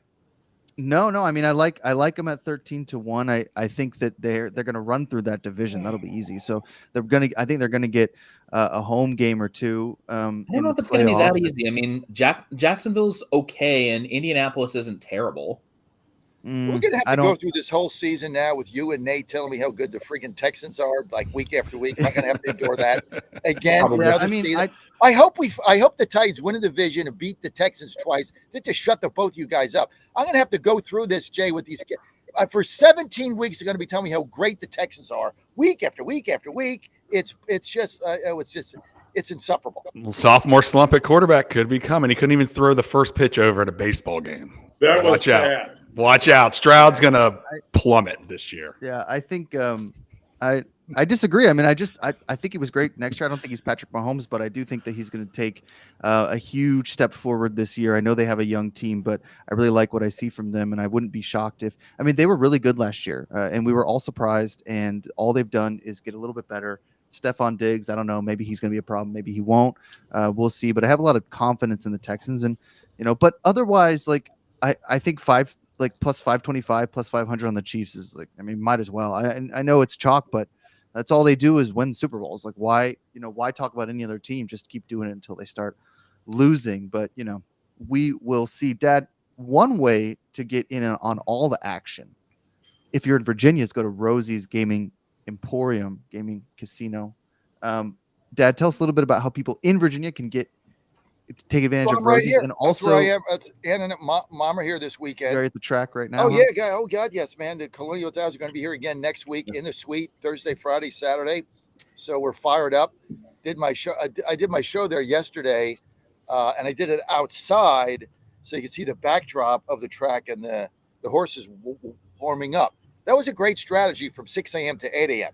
Then the sun came up at like 8:30, and my equipment started to overheat and melt, and I had to go inside. So that didn't work out bad. So best played, what was it? Steinbeck said, best laid plans of mice and men oft go astray. That's what happened. But we're here at Colonial Downs. They got a great racing card today. If you're in Virginia, you want to come and check us out. We don't have the suite today. I'll have it Thursday and Friday. All you got to do is call the show, tell DC you want to come up. We'll put you on the manifest. We had such a good time. We had a couple guests here on Friday. And so far, I'm ahead after 2 days at Colonial Downs. I had a tough couple races yesterday, but then I won the final two that kind of bailed me out. So that was good. But you go to rosiegaming.com, rosiesgaming.com. They got all over Virginia. Ann, how'd you do on the slot machines yesterday? Not very well, she said. Normally she does good. They're biggest payouts, biggest jackpots, and they got locations all over Virginia, right? You can go to Dumfries, that's in Northern Virginia. You can go out where Mitch is there. You can go to they're in at Collinswood by Danville. They're in Emporia of all places. I don't even know like who goes to Emporia. They're there. They're in Hampton. They're right by our studio in Richmond. They're at Newt Kent, obviously where Colonial Downs is. So they're all over the place. Just go to Roses Gaming. Also in Roanoke and Vinton. Go to rosiegaming.com. Biggest payouts, biggest jackpots. Fact, get this. Somebody 22 years old, Tuesday, Hampton, hit the jackpot. You know how much? $449,000. 449. Imagine being 22 years old. You're going to Rosie's. Let's have some fun. And you hit a jackpot for $500,000, right? Changes your life. So it's a lot of fun there. Just go to rosesgaming.com. Come out today. Colonial Downs, great race card.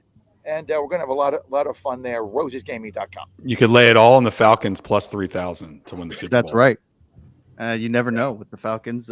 Could be a good season for Atlanta. They've made another big splash today. Little English teacher moment before we move on. Robert Burns, 1785 to a mouse. The best laid schemes. Oh, mice and men gang off a glay is the original quote from the Scottish poet who also wrote Auld Lang Syne. Steinbeck then borrowed that Mice and Men for his novel of Mice and Men, where things went south very quickly for Lenny and George, if you've read the book. So important to know Does where that that book title have any came from. pictures? It doesn't, but I there don't is a think I read that terrific, book yet. I don't think Yeah. that was mine. yeah, But terrific. I did get Steinbeck's quotation right. The best laid plans of Well, no, mice and men oft go astray. Well, no, that's just the English interpretation. That's the English translation of the Scottish line from Robert Burns's poem. But he borrowed the phrase of Mice and Men for his novel. Which, if you don't want to read it, Jay, even though I used to teach it to ninth graders, so you could probably handle it. But if you don't want to read it, then, Oh then my you God. can Talk about a you can dig, watch, Jay. yeah, then you can watch the geez. movie. You can watch the movie with Watch Gary the Sinise. movie. Gary Sinise, that's right, and John Malkovich, which is like a terrific movie. So if you haven't seen that, go for it. Okay, let's do a couple more futures before we move on to a couple things here. We'll do some golf here in a minute. I guess I want to do regular season MVP. Is probably like the most popular one outside of Super Bowl, and then of course some of the to make the playoffs and some of that stuff. But we didn't really do any individual stuff, so we have a little bit of time for the regular season MVP. I'll list off the first 4 or 5, and then maybe we can just go around the horn and talk about a couple of these. Patrick Mahomes at plus 475, CJ Stroud at plus 800, Josh Allen at plus 900, Joe Burrow at 10-1, Jalen Hurts at 14-1. Nate, we'll start with you. Any value a little bit like further down the list? Maybe Jordan Love at 15-1, Lamar Jackson at 18-1, your boy Dak Prescott at 18-1, or what?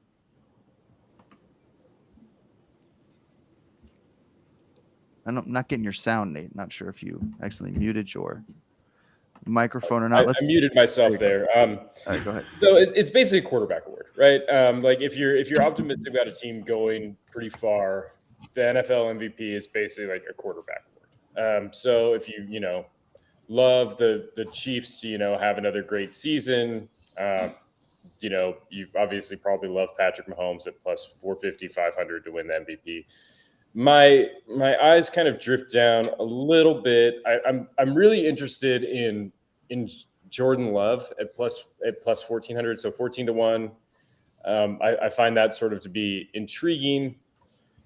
I also sort of further down. I mean, there are teams that could be a real surprise. At least in their division. I think that the Cardinals might have something figured out. And if you think that the Cardinals have something figured out in that division, I think there are worse ways to sort of bet it than Kyler Murray 50-1 to win the MVP. I mean, if the Cardinals do take a step forward and they do contend in the NFC West, which they could, if there are some injuries to San Francisco, then it's going to be on the strength of Kyler Murray's play, running and throwing. And 50-1 seems pretty reasonable in terms of just, if I'm just staring hard at it, thinking about which teams could make a big jump. Like Kyler Murray at 50-1 sounds pretty interesting just for some, beer money. That's a good bet, Nate. I mean, if he ever gets into the film room and actually reads the playbook, he might have a shot at that. 3 years still talking about how Kyler Murray played video games once. Mitch, go ahead. Well, I like the Kyler Murray thing too, and I know Nate's up big into the fantasy football research right now, and Kyler is moving up the draft boards in the quarterback position pretty fast right now. So there's a lot of value there in fantasy world and also here. Sorry to just jump in, but I'll give you guys mine. I like when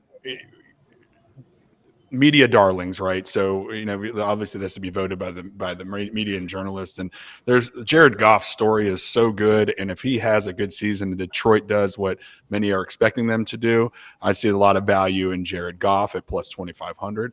I also sticking with like kind of the storylines in the media, this Brock Purdy whatever it is out there in the ether, and if the San Francisco 49ers have an insanely good season, I see Christian McCaffrey being able getting some good value at 5,000, there, because I don't think they're going to give it the credit to Brock Purdy if they do go as far as many think they'll go. So I like Jared Goff and Christian McCaffrey with some value there. And that's bucking the quarterback trend because this is kind of a quarterback award at time. Jay, any value on some of these guys? I got to tell you guys, I circled two teams that I thought were most interesting and valuable: Cincinnati Bengals and the Green Bay Packers. And everybody's been all over Green Bay. I'm not completely sold on Jordan Love. I know he got his bag, but he's had one season, and so let's see what happens. Joe Burrow, whenever he's stayed healthy, has always been relevant in the league. Period. He takes down big teams. I just don't know what Cincinnati has around him. Here's my problem whenever I bet an NFL future. In week one, you could tear up your ticket if the wrong guy gets hurt. You bet Patrick Mahomes and he blows out his knee or does he played insanely well with a high ankle sprain a few years back, but the NFL is a league of attrition, man, and the average career expectancy is under 3 years, and it can blow these things up. So I always have that in mind. But I love Joe Burrow. I think he's been flying under the radar. He's the Bengals are at 1,400. I think there's some value there. That's who I like. Dan, any interest in some of these guys at the top of the board? Well, the first thing is you never tear up a ticket until it's mathematically hopeless, because one example of a situation in the NFL came with the Patriots 1 year where week 2 Drew Bledsoe gets hurt and Tom Brady comes in to save the day. So anything can happen. I was talking about the MVP. True. But if anyone had a Patriots future, they thought it went down when Drew Bledsoe went down in week 2, and then Brady wins the Super Bowl. I was at the championship game. I was at the Steelers game. Anything can happen there. But as far as what I like futures wise, I think Jay's onto something with Burrow. I think Burrow has an excellent shot if the Bengals can get past the Ravens in that division. I think Josh Allen makes a lot of sense because a lot of people are going to be thinking the Jets are the team to beat the AFCs. And if I'm right that Rodgers collapses and isn't the player that the Jets think he is, then Buffalo should slide into that spot, and Allen's going to get credit for guiding the Bills to first place in that division when they weren't, quote, expected to be there. So it's tough to bet a future because it's a subjective award, but I think Allen, Burrow, and Jordan Love all have some strong value here. This is so stupid. I feel so dumb saying this on the radio, but I'm just gonna say it anyway. I kind of like Kirk Cousins. 35-1 at Caesars, probably better. I love this. I love that bet. Oh, great! Now I'm really confident. Yeah. I love that. You bet. tear it up now. You don't need to wait for the first game. I'm gonna put that in perfect. now. Yeah. I love that bet. Well, in my argument would be it's sort of a simple one. In the same way that we love the Jared Goff story, we always love Kirk Cousins stories. I don't know why, we just do. And he's a good guy. Yeah. Can I bet on Kirk Cousins get hurt in week 1? No, I'm kidding. Yeah, hopefully not. But he's got a ton of weapons, like a ton. And I mean, we saw him in Minnesota take advantage of those weapons. I'm not saying that it's going to translate into like 14 wins this year. We talked last week about how Atlanta has schedule. It's possible. Yeah, a pretty soft schedule. So you got to think where Atlanta has been the last couple years and where they could be this year, plus the type of numbers he could put up with Kyle Pitts and London and all those offensive weapons, Bijan Robinson, who can catch out in space as well and make some things happen. Cousins' stats always look a little bit better than he is. I mean, his advanced analytics are always kind of a mess, but his just sort of the by the numbers statistics that people look at for MVP are usually really good. And I just think at 35-1, or it could be higher on DraftKings, there's some sense there. There's an argument there that you just throw a couple bucks on it in case it pans out. And, one of the things we love about futures is even though it could go wrong quickly, and Nate and I talk about this a lot, it can be real fun. Those first 5 or 6 weeks, they get out on the gate and you're like, oh my God, I'm such a genius. And so Kirk Cousins could, he could fly out the first 6 or 7 games, go, 6-1, throw a ton of touchdowns, and you're like, I'm going to crush this bet. And then, he could, not win it. There are other quarterbacks here who are a better play, I think, but I kind of, the more I think about it, the more I talk myself into maybe a little Kirk Cousins play here What because are the Falcons to with win the this- division? I have no idea. Minus Somebody look I'm that gonna, up. yeah, Minus I They're, expect they're favored, yeah, for sure. I expect them to Yeah. win the division. I don't think Atlanta to that's win the gonna be division is exception. minus 130. Yeah, I don't like this odds, but look, I mean, I'm a Kirk Cousins fan. You know, Jack, it's interesting that stat you brought up. He's like the lunch bucket, blue collar guys answer to football stats. I mean, all of the normal stats that you look at, like old school MLB, you know, you look at ERA now, they say that doesn't matter, and FIP something. I don't even know what the hell it means. Well, I know it was ERA, but he's got the lunch bucket guy stats. But if you look at Kirk Cousins, like when has he ever blown a game? Like when do you ever look back and say, wow, we could have won, but Kirk Cousins, you know, spit the bit. I mean, he never blows a game. The teams don't win all the time. Maybe he doesn't make the play, but he never blows games. And I think that's what the Falcons need. Somebody that doesn't blow games. And they're going to just run the football. I think this could be it for Cousins. I think it's going to be a great season. I love that 35-1 bet. It's a great bet. I mean, He he's figured starting out to- how to get paid too, guys. He Oh, figured yeah. out how to get paid, man. he's the MVP of making money. Oh yeah. What, 3 franchise tags here in DC? He knows And then he moved on. He knows how to get the jack. He does. I mean, he does blow games every once in a while. He also never blows anybody out, so it's not like Right. I mean, That's I true. mean, there's there's not like Cousins is beating anybody by 30 points. So we'll Right. see. And Atlanta's a young team, and they could spit the bit as you say. What I'm real surprised about, the one that has the most value, and I just figured someone would touch on it because I didn't want Lamar Jackson, Lamar. former MVP. He's like Yeah. plus 1,500. 18-1, I think he yeah. should be 1-1A with Mahomes just because of his running ability and passing. And I think the Ravens have a real chip on their shoulder this year. I was surprised to see him so far down the list, but that's that injury Yeah. problem that we talk about all the time with him. So, we'll see. Right, we're going to do our golf picks here. I know Nate's going to give out a couple. Jay's going to give out some as well. Before we do that, I want to talk just for a minute about Healthy Cell. Joint pain and mobility. That's my joint health and mobility. That's my favorite Healthy Cell product. Got a box of them in the closet right now. Love it so much. Helps me with some joint pain in my shoulder, in my elbows, and in my back, which has been really quite an issue. It's just a little bit of a pinched nerve that flares up when you're stressed or when you sit too long. And Healthy Cells, joint pain and joint health and mobility really helps me with that stuff. It's a lot better than Aleve.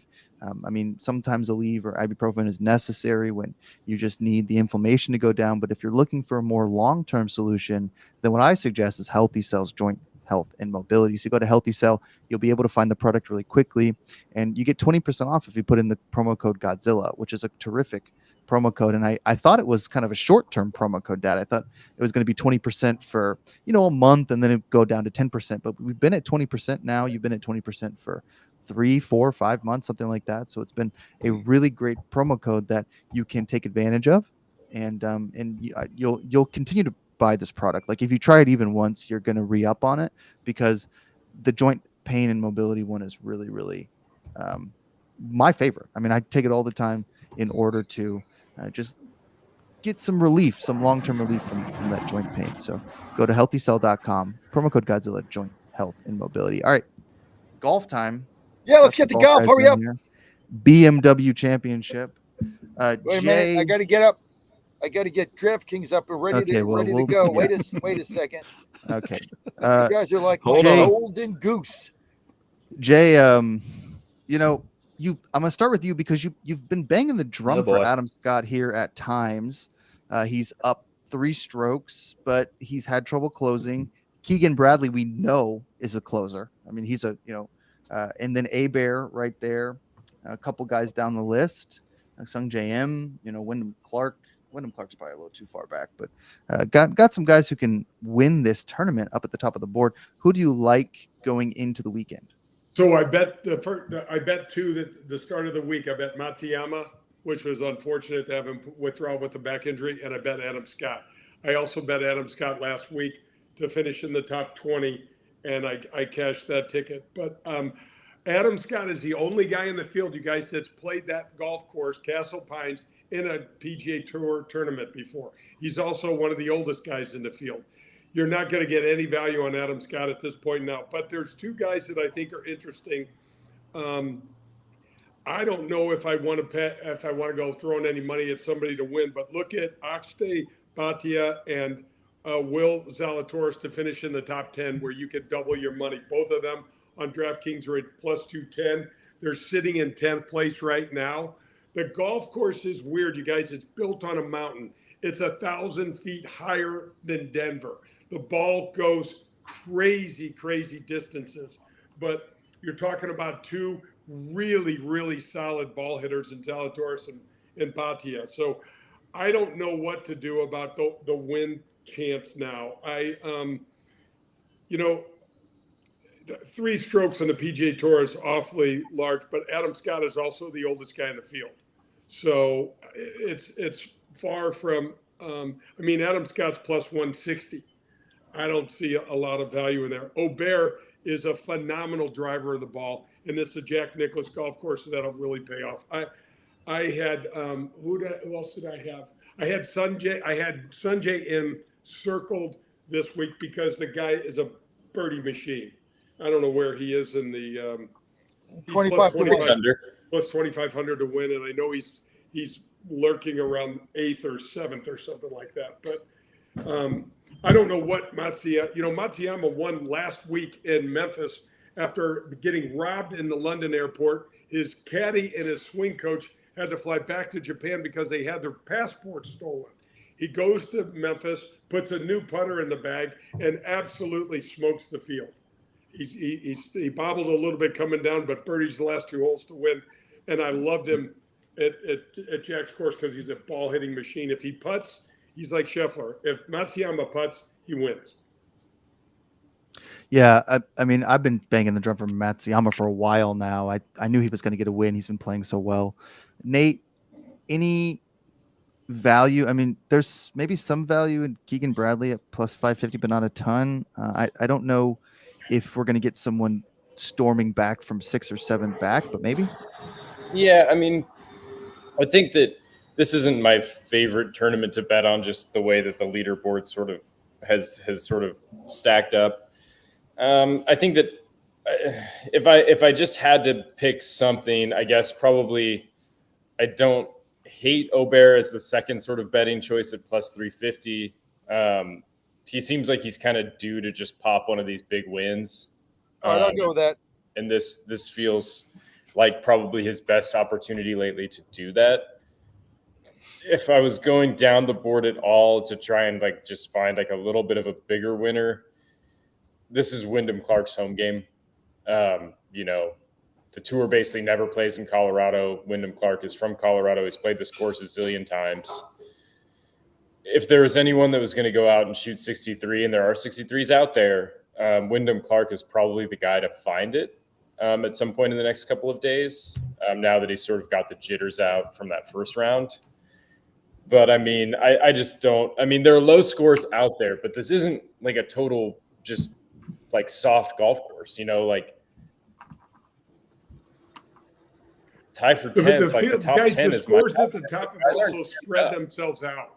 You've got Scott at 13, then you got Bradley at 10. You've only got one guy at 9, one guy at 8. It's not like a typical tour event where you've got the top 10 is separated by 3 or 4 strokes. It's not like that.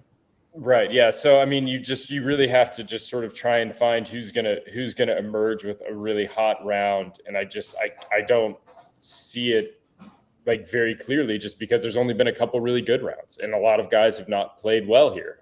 The elevation makes it difficult. The course isn't the easiest course in the world, and yeah, I think Wyndham Clark could pop a big round, but I think Aubert is probably the safest play.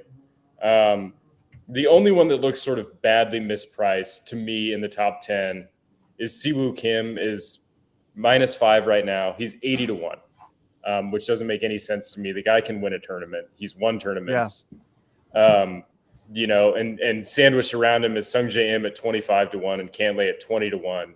And somehow Siwoo's coming in at 80 to 1. That doesn't make any sense to me. But yeah, this isn't my I wouldn't, empty the account betting this golf tournament. It's so spread out, and it's so just dependent on who can shoot a really good round in the next couple of days. All It's right, Adam Yeah, Scott that's a to tough make one. a win or lose. We're- I went with Scott Edvig and the other guy you said at 35-1. So if Scott wins, I'm even. So I'll take it. Yeah, we'll see. We'll see. I want to thank Nate Perry, Dan Angel, Mitch Rogers, and Jay Delsing for joining us, as well as Darian Kelly for joining us for the first hour. Great show today, guys. Look, football right around the corner here. We got some college football today. NFL starting soon. So it's going to be football pretty much the rest of the way here on the Godzilla Wins Saturday Sports Show. Don't forget to follow us on X at Godzilla Wins Big or Instagram at Godzilla Wins Big. Same thing. We will see you next week. Thanks, everybody, for joining us. Have a great weekend. Go Seminoles, I guess. Guys, I got Jim Nance coming on the show right after this. Check him out. Oh, Yes.